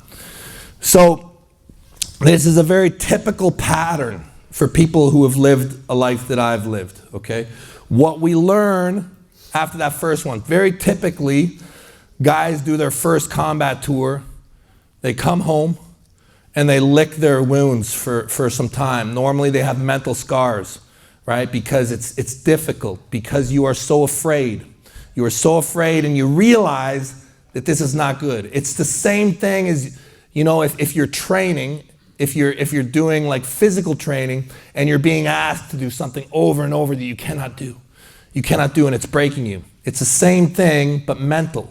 Okay? And it will lead you to the creation of something. Okay? What it will do, soldiers talk about a switch. They talk about a switch. Okay? And what it is it's a creation of what I would call a superego. Okay? And a lot of people in the forces learn how to do this. And I'm not saying that it's unique to that. I'm saying that anybody can do it. The person you are in every day fits in with your family, fits in with your friends. Okay? You are who you are. That person is not the perfect person to go into combat. Okay, to go into combat requires a different kind of ego. It requires an ego that is typically much larger. They will be aggressive, more aggressive. Will not only be more aggressive, but it will want to fight.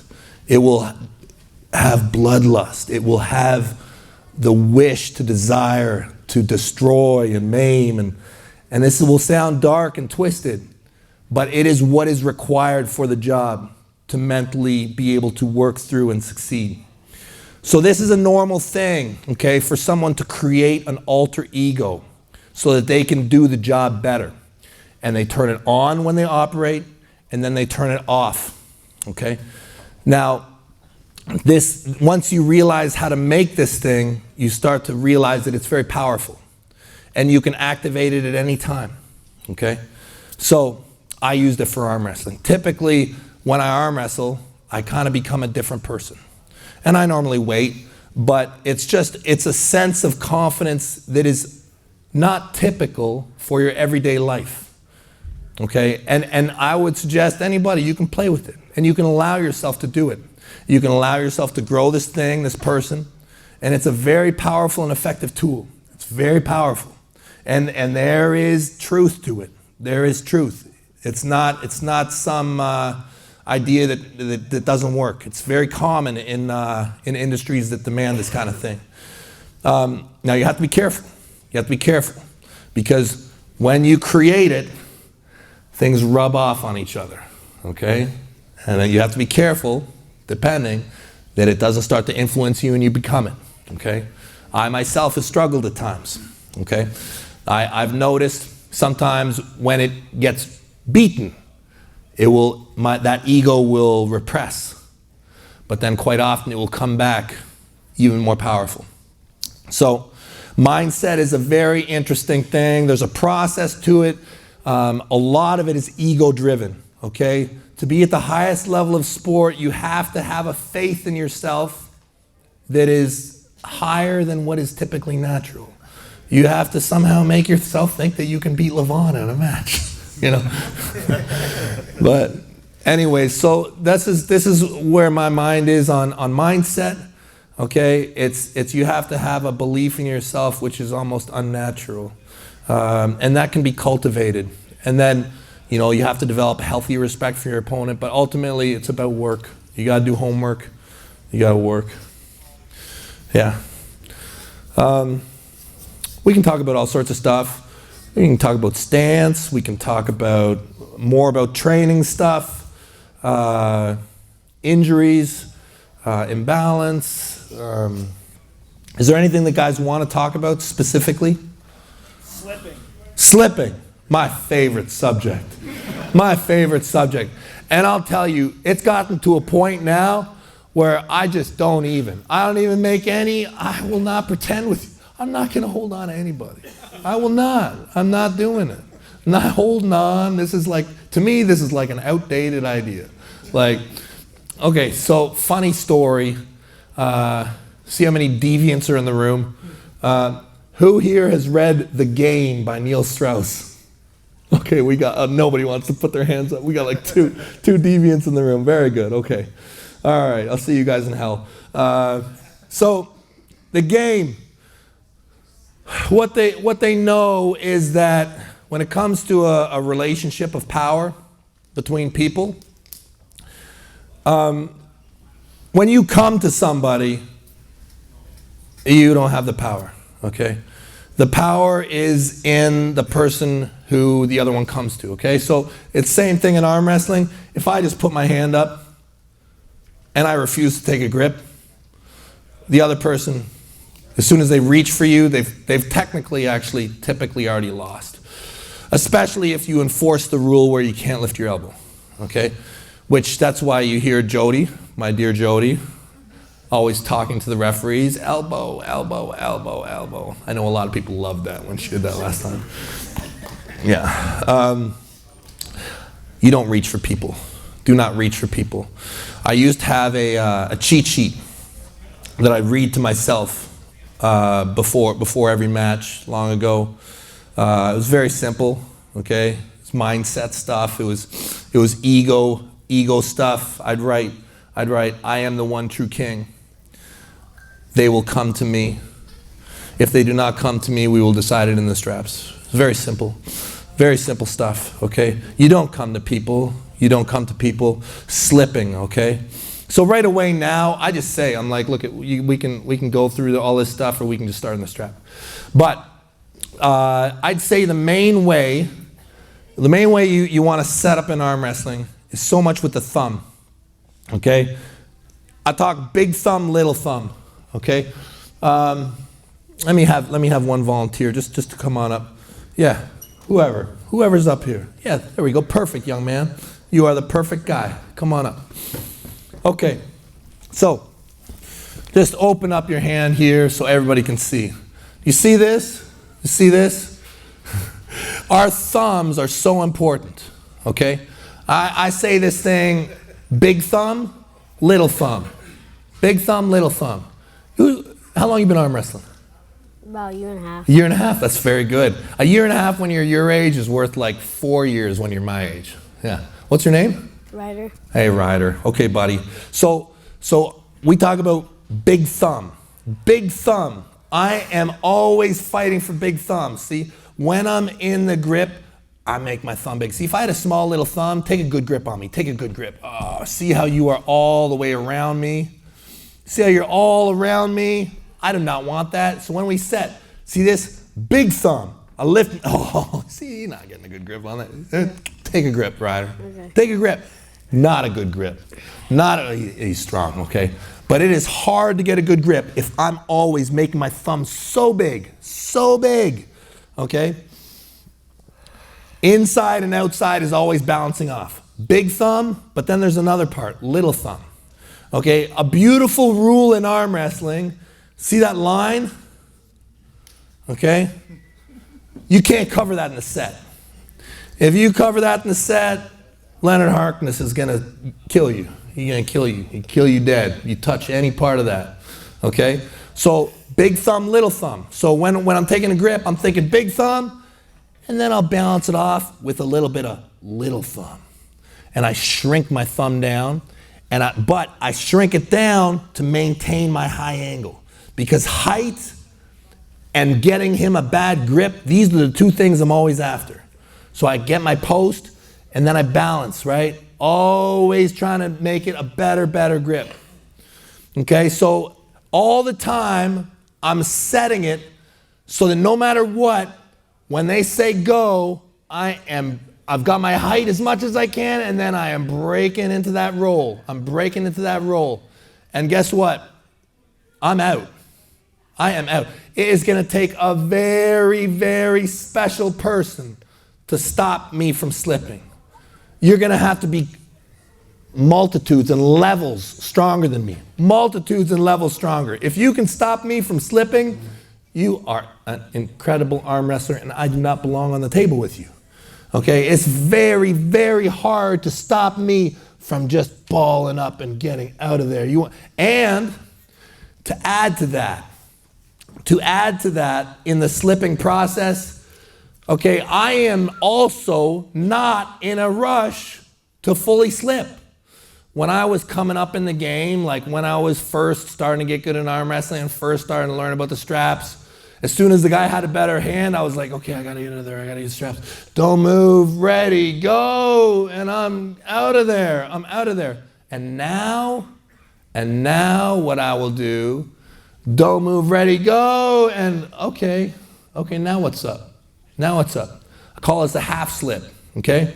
You wanna hold on to me? That's all I'm ever after. This is what I'm after. I'm after you holding on to me.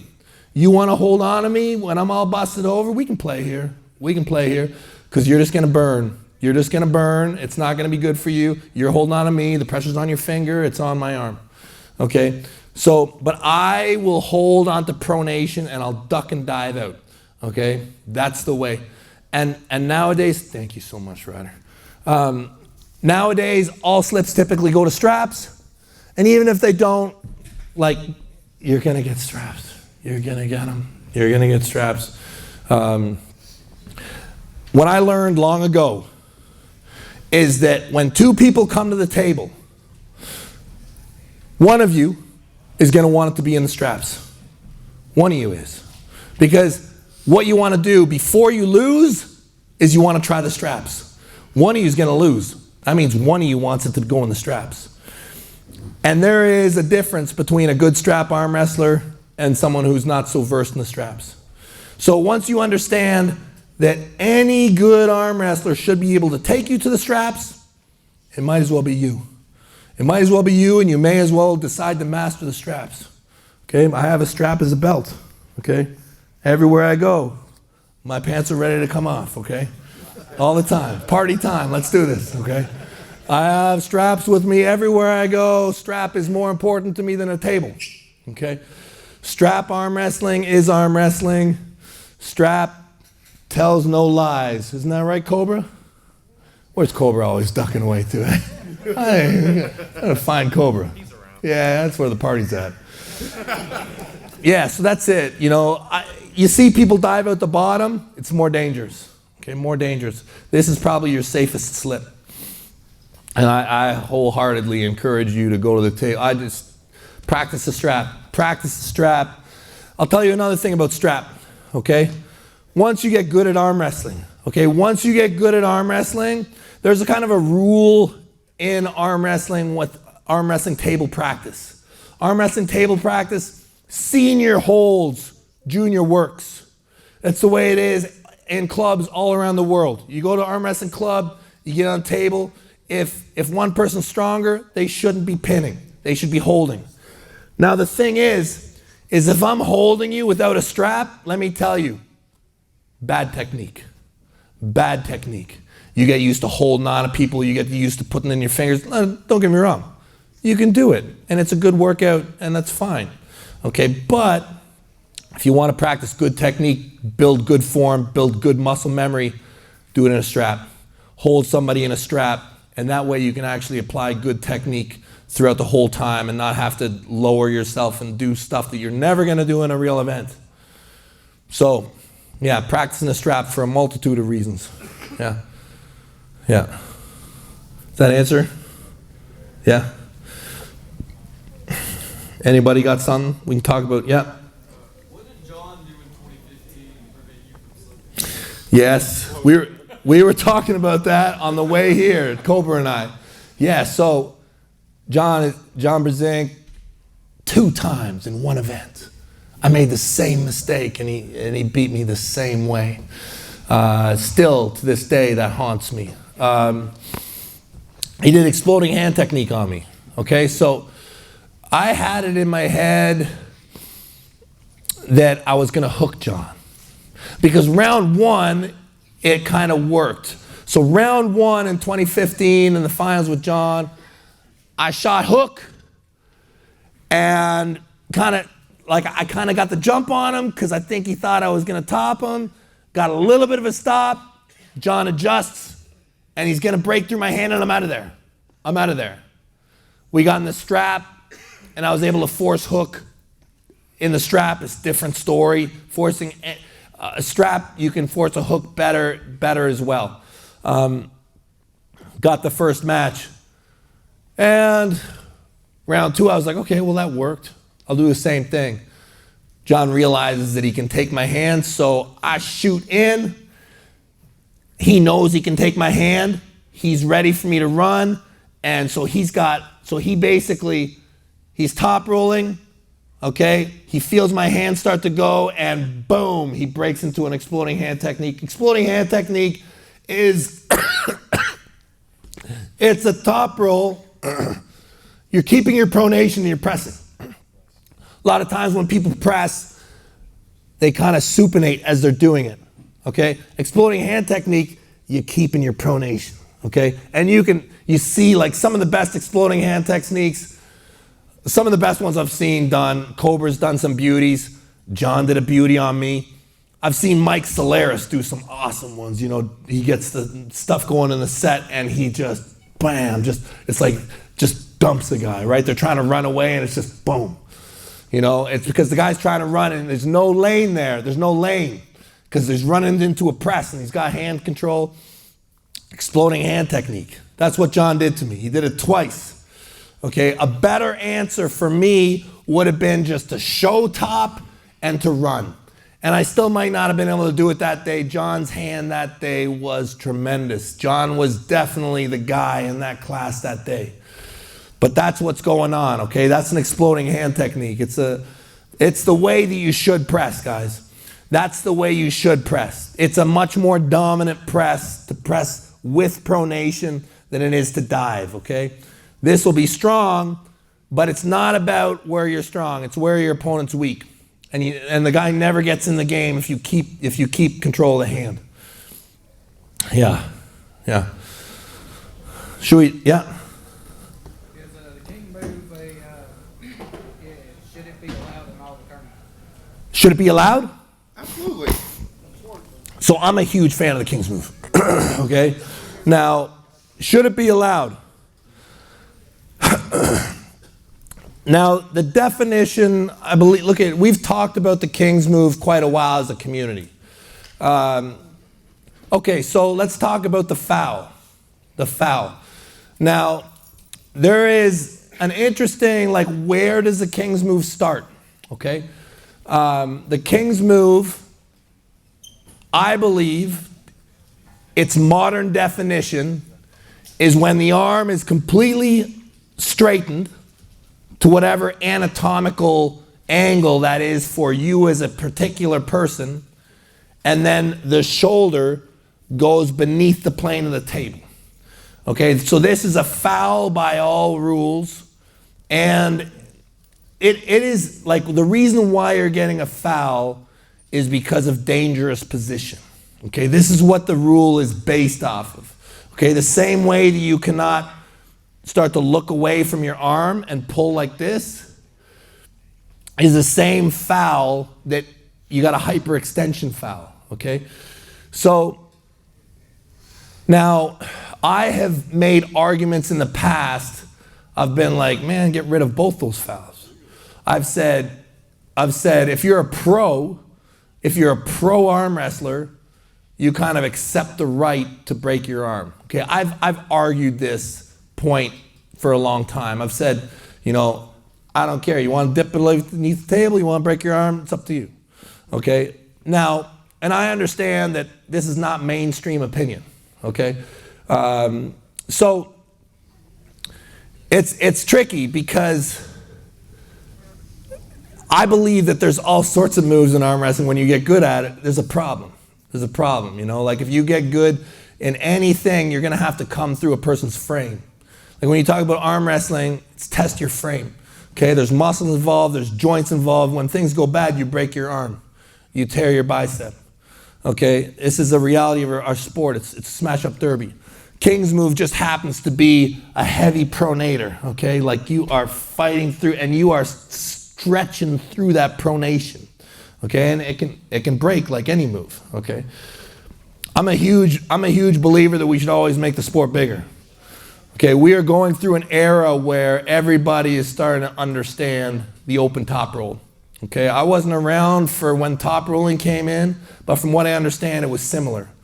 Okay, when people went from all shoulders coming forward the whole tournament, everybody's coming in, and then I heard that, I don't know, maybe Ron or Cobra knows better, but I heard, when guys started switching to top roll, there was a big movement of people who were like, this is bullshit. We don't want top rolling in our sport, And I think that we saw, a similar thing. There was George, Michael made it very popular. A lot of people do it now. You see more open topping ending up, a lot of people do it. And the thing is, in my opinion, it's not even that good of a move. If I had one move that I wanted to get good at, I'd say, give me a high hook or a high top roll. This is the most powerful move. It's got the most options. It controls the top of the thing. Give me a strong post. King's move is a great move, but technically, you can override it. Okay, you can climb over a King's move. You can flop wrist the King's move. Those are great counters. Desperation move. That's an even better name for it. I love it, right? And hey, if you're not desperate, like, I don't know, maybe you shouldn't be there. I am desperate as you can be. I'm the most desperate arm wrestler in the world. I will do anything for that W, believe me. Desperate is dangerous. Well, I mean, listen, if you're arm wrestling, just prepare yourself for a little bit of pain here and there. Okay, you might. Listen, this is a combat sport. Okay, it's a contact sport. You're not going to get through a career and feel good. You're going to get banged up. If you're competing at a high level, you are gonna. Okay, and it will take desperation for the win. Believe me, there's a time when you're both like this, and you both know that the person who stands up and gets behind that thing is going to win. But you also know that is a scary 3 inches to move, because your arm is maybe going to break. it's maybe going to break. Okay, but it's that desperation that is going to give you the win. And if you have that in you, well, to the desperate goes the victory. Okay? So, yeah, man, I love the Kingsmove. Yeah, I love it. What was going through your head when you and Dave Chaffee both dropped? Oh, yeah. Wow, man, that was a great match. That's really, I mean, a lot of people say a lot of things about that match. It's one of my favorite matches. Why? Because I feel like I beat the stronger man. Dave Chaffee, American muscle, diesel dude. That dude is strong. And I'll tell you, the Dave Chaffee that's walking around today is a whole lot smarter than the guy I arm wrestled. You watch Dave Chaffee, like, I feel like when I watch this guy arm wrestle, every tournament the last couple years, you see a guy who's smarter and smarter and smarter, using more and more techniques that 3-5 years ago we never saw come out of him. He's flopping, he's open topping, he's letting his hand go and he's doing all sorts of stuff. Dave Chaffee is one of these guys who came into the sport so strong that he never had to learn. Okay, everything works when you're strong. Everything works. Everything worked for Dave. It wasn't until the highest levels that, you know, guys were able to trick him this way or that. And I consider myself as having tricked Dave. Dave Chaffee and me, I knew it was going to be a Kingsmove. Going into that match, I knew. I was like, he's stronger than me. He's strong. Do I want to bring my shoulder forward? Hell no. Hell no. Not today. Not likely. He's going to snap my stuff apart. So I'm like, okay, I'll go this way. I'll go this way, and hopefully he bites. I'm like, I study the tape, right? Michael is his worst nightmare. Michael has been beaten on him with that Kingsmove every single time. So I'm like, okay, well, if Michael can do it, I'm going to try and do it. And at that time, my Kingsmove was not as good as it is now. But I thought, okay, maybe I can stick it. And at that time, Dave, when I was down there, I remember, and I'm redlining. Like, you know that shirt with my bug eyes? And okay, like red line, like, you know, you're like, and you can't do much. You just have to hope that he doesn't know what to do. You're just holding on. And I'm like, you can press it. I know if Dave's just jerking on it. And I'm like, if he just goes like this, it's just gonna go right down. I'm like, but he's not doing. And the longer it waits, the more it's, I'm like, keep going, big boy. Yeah, big boy. And eventually he got tired. And once he was gassed, he was like, God damn, Devon, I'm gonna do the same thing. And we got double kings, right?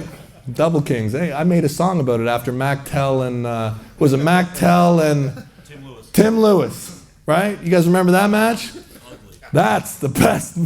I love that match. I love it. Now that's underneath the table. Okay, that's a double king. Hey, my boys and I don't know if you guys ever saw that. We made a rap song about that video. Okay, that's going way back. I'll have to find a way to put that up on the main player here. But yeah, Double King. We called it Double King. We made a rap song about that match, and who would have known Dave Chaffee and I end up in that same position. Yeah, look at, people are like, the Kingsmove is so ugly. Let me tell you. Metrics.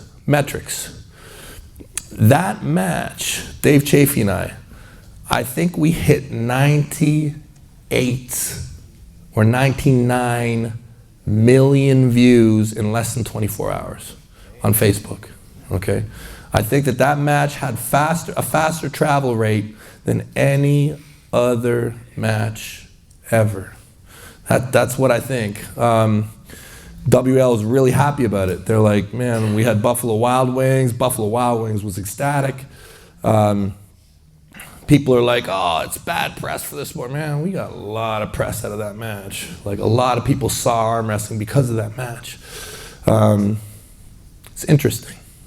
Interesting fight. Are you worried about not having anything over here in America, like over in Russia, like the WAL? Oh, believe me, guys. America is the home of arm wrestling. Don't ever think, just because we're a bit slow at the moment, that this is not the motherland of arm wrestling, okay? I know there's two great things happening, okay? Now, I do think that there's gonna be a lot of promotions that take advantage of all the growth that's happening. We all know it. All the clubs are filled, okay? It's the same thing all around North America. All the club attendance, you go anywhere, and guess what? We got guys from 3 years to 0 years, and they're the biggest numbers, okay? You probably got like 5 or 8 old dudes, and then you got like 30 new guys, okay, that have like 3 years or less. It's all like, we have to harvest these new guys. But when it comes to high-level promotion in North America, I think everybody knows that King of the Table, Larry Wheels and Artem, they just moved back to LA. Oh, they did? Oh, yeah. What about the next King of the Table? Yeah, the next one's still in Dubai. Okay. And who knows? But if Artem and Larry are living in LA, I'm going to say that there's a real good chance that following up, we're going to see King of the Tables being run out of Vegas or LA, which is a great deal for us. And I'm, guys, believe me, if you think arm wrestling's been good now, believe me, it's only going to get better. And when I say it's going to get better by a magnitude that we have not witnessed yet. I believe that. I do, especially for the young guys, okay, especially the guys coming up. There is a very good chance that we are about to explode within the next year. All the things that we've been wishing for. Because arm wrestling has had a lot of success the last couple of years. And the people with the money, they see it and they know it. The sport is ready. I'm talking about making it much more lucrative with mainstream stuff, mainstream sponsors. And I know, because I talked to a lot of people, that we are right there. We are right there, so keep hold of the dream, and North America is not going to be left behind, believe me. Yeah. Yeah, it could be. It could be. I think that there's a lot of whispers, and I think that anybody who's got their ear close to the ground knows that we are not far from an announcement. And No, that's fine that they didn't hear it, because I didn't say anything, and this is not my place to say anything, but I'll tell you that you should have hope. You should have hope that big things are coming back. The question was, is the WAL coming back? There you go, Cobra. You heard it from Cobra, okay? You heard it from Cobra, okay? Yeah, guys, I can't say anything, okay? It's not my place to say, okay? They're very methodical in the way they do things, but yeah, I think so. I'm pretty sure we got something big coming. You arm wrestled Saplenkov when he was in his prime. Yeah. Who's stronger, him or Levan? Levan. Oh. Yeah. Guys, let me tell you, okay? Let me tell you, look, and this is the way I see things, okay? Cobra can probably attest. We were at an event in Turkey in November. What a gathering, okay? Engin Terzi guys, it's a blessing to our sport to have this crazy dude who's making this magical stuff happening. Arm wrestling at the highest level. We got the best in the world getting together. Okay, we had 30 of the best dudes in the world, okay? World champions. Everybody in the room is a world champion multiple times over in whatever league they've competed in. The room is filled with champions. You got legends. And you start to feel quite normal. You're like, okay, this is the level. This is where we're at. This is the athletic level. Everybody's here, okay? You're here, okay, I'm like you, okay, we're on this level. And then there's Dennis. And then there's Levan, okay? And I feel like Levan is gonna squash every single guy in that room one after the other. I'm telling you guys, Levan is something very special in our sport. It is gonna take quite a feat somebody to beat this guy.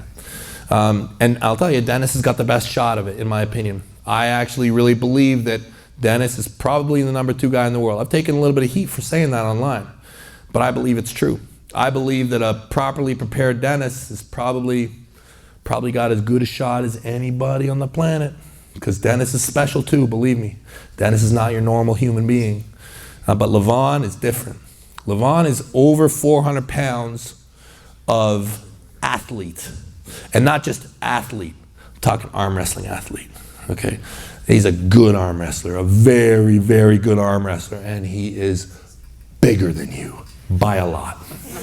Yeah, he's gonna kill you. You put Levan on this table, he's squashing people. Okay, we should all chase him. Yeah, yeah, very special guy in our sport, Levan.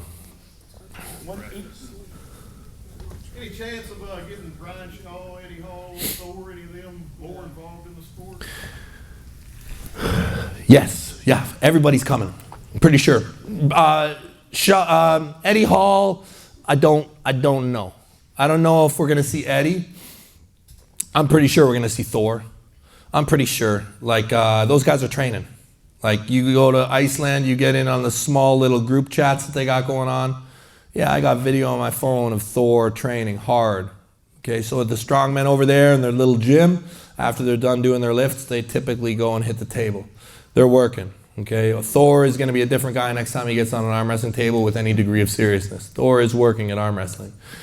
Brian Shaw, totally different story. Okay, Brian Shaw, yeah, he's going to be a problem. Yeah, Brian Shaw is going to be a big problem in arm wrestling, I believe. You know, a guy like that, and you know, I hear a lot. I hear a lot of things. Okay, people call me and tell me stuff. You know, I don't want to be the guy who puts out stuff, you know, into the public, but I'm pretty sure Brian Shaw is coming. I'm pretty sure. Yeah, there's a lot of high-level athletes that are looking at our sport now because they see us. They see the sport rising. They see how much fun it is. They see how cool it is. And it's becoming lucrative. There's money in our sport now, right? You go and win King of the Table, and you have, you know, a guy like Brian Shaw, he's got a big following. It's money. It's money. Yeah, it's there now. Like the coverage is there, the pay-per-view, everything. So it's financially viable for like a higher level of athlete to become very interested. Yeah, Brian Shaw, I'm sure, will compete at a very high level within a couple of years. Yeah. Do you think the bigger elbow pads that the WAO use help Michael? So yes, for sure. So when we talk about arm wrestling elbow pads, what we're looking at is a 7x7. Well, we're looking at a 7x7 with the measurements. You got 2 inches from the edge of the table. Okay, so see, you got 2 inches here. So the WAL were looking at the tape, and they're like, man, people keep fouling out the back. They keep fouling out the back, and they're like, we don't like all these fouls on TV. Maybe we can just add 2 inches to the back, and then there won't be as many elbow fouls. So like a hydra, you cut its head off, and 9 others appear, right? So a lot of us were probably asked. I don't know if Cobra was asked. I was asked. I don't know if Ron, did they ever ask you about this? Or like, what do you think? I said, whatever you add to the back, you must add to the front. That was my comment to them.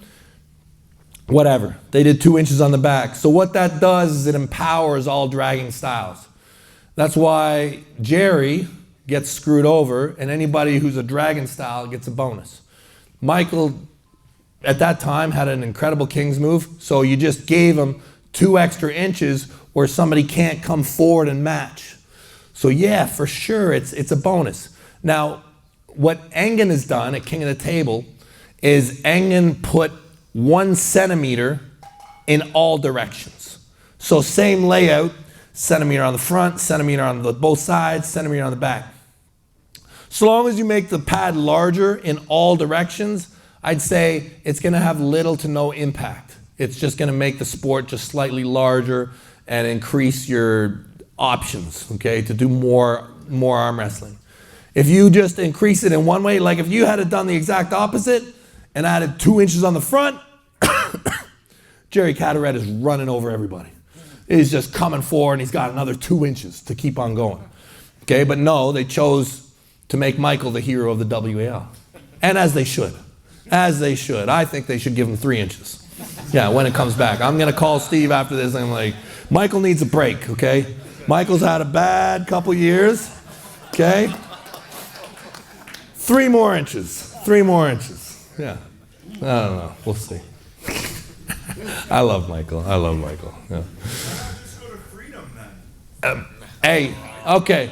Okay, we've opened this up. So listen, guys, you know I love freedom. I love freedom arm wrestling. And I am going to intentionally spin this sport to the best of my ability so that freedom becomes more and more of a thing. Okay. You remember, Ron, in Japan? Do you remember Japan, 1999? Remember that? Do you remember they did the arm sumo demonstration in the after party? Not really. Remember they had It was the after party. It was fearful. yeah. Okay, so in Japan, they have a sport called arm sumo, which is really what a lot of freedom is based off of, okay? The rules of arm sumo are basically you got an open table and you can start in the middle and then they say go and the elbows got free play. Freedom is even wilder than arm sumo. We've got a few rules in there that make it even crazier, but basically I saw it in '99. I was like, well, this is way cooler, man. Like, you got way more options. It's just a bigger sport. You go from fighting in like a phone booth to fighting like, I don't know, in a room, okay? You just got more choice. People say it's more dangerous. I would say, yeah, it is more dangerous, but it's also more safe at the same time because just the same way as you have more offensive options, you have more defensive options. So I'll talk a little bit about arm bet. So I have a vision for arm bet. I have a vision for the growth of the sport. Minimum viable product. Every time we want to boom 5 times. 5 booms. Boom 1, 2, 3, 4, 5. We had boom 1 already. It's people. Find people, bring people together. We're currently in beta testing. Should be done soon, along with some other things. But the next boom is going to be clubs. Okay, we're going to do the same thing we did with individuals. We're going to do it with clubs. Boom number 3 is events. Events based off of proximity. Every time there's an event in your region, you get contacted based off of proximity. So every time anybody makes an event near you, boom, you get contacted if you're within the radius. Okay, so people, clubs, events. People are gonna love me or they're gonna hate me. But phase 4, I'm gonna transform things a lot. Because in my opinion, as much as I love the arm wrestling table, this thing's holding us back, in my opinion. I'm not saying get rid of it. I'm not saying get rid of it. But I'm saying every time you go to the park or you're walking in the city and you see, or you're in a bar and you see the perfect table. We all know what they look like. You're like, oh, that would be a great arm wrestling table, right? We all see them. What we're gonna make, take a picture, geolocate, boom, bam, it's on the map. Okay, freedom tables all over the world. okay? No matter where you are on the map, open it up. People, clubs, events, freedom table. I got my sleeve with me. I don't travel with a table. I travel with a sleeve. Okay, protect your elbow at all times. Meet anywhere. Put the money on the table. And let's face it, North America, we are rich people. Okay, it's not that way. You go to Pakistan, you go to India, people are nothing. People have nothing. Go to Africa, people have nothing. Okay, this is privilege. Okay, you go to, like, if I see a nice rock in Africa, I'm gonna geotag it. I want to see people arm wrestling everywhere, everywhere. We are the most accessible sport in the world. We need to continue to capitalize on our greatest gift. You can do it anywhere, right? Freedom arm wrestling is a big part of that, okay? And look at best freedom table I've ever seen is in Toronto, Canada. I shoot videos there quite a lot. Okay, we got a long freedom table. It's like this long, okay? And you start in the middle, and guess what? You're gonna have to pin me because I can retreat. I can retreat all the way over here, and then guess what? I can circle around and I can turn that thing around. It's big, it's big. Freedom arm wrestling, I love it. I love freedom arm wrestling. It's a big part of the future in my opinion. I think we're gonna bring more people into the sport with it, and yeah, it's great, it's great. Yeah, I can't get enough of it. Has your elbow stability returned? Yes, yeah, it has. Yeah, and you probably could tell with my match with Michael. Took a long time. Took a very long time. When they went in there and took the bone out, I had 2 surgeries on my right. The first time they took out an entire cup of bone. Some pieces were as big as golf balls, okay? Like you talk about arthritis, okay? I had some bad arthritis, very, very bad. And I mean, I got no cartilage. I haven't had cartilage for a long time. But it doesn't matter, it doesn't matter. Somehow, over the course of years and years, the ligaments have retightened. Hey, I mean, stem cells, whatever. I mean, I'm doing everything I can to stay alive in the sport. Yeah, I now can arm wrestle like I did when I was young, and I can do all this stuff that I do now because of how I had to adapt to having a terrible elbow. That's the thing, when you get hurt, you never stop. Never, ever stop. Okay, you get an injury, do not stop arm wrestling. There's a lot of different ways you can continue to evolve and grow. And if you keep on going, eventually it'll come back and you'll have learned a new skill and your old strengths will probably be even better. So yeah, I got my post back, I got my high hook back, I can use it. But Kingsmove is dangerous. It's dangerous. Well, you'll see this weekend coming up. You'll see.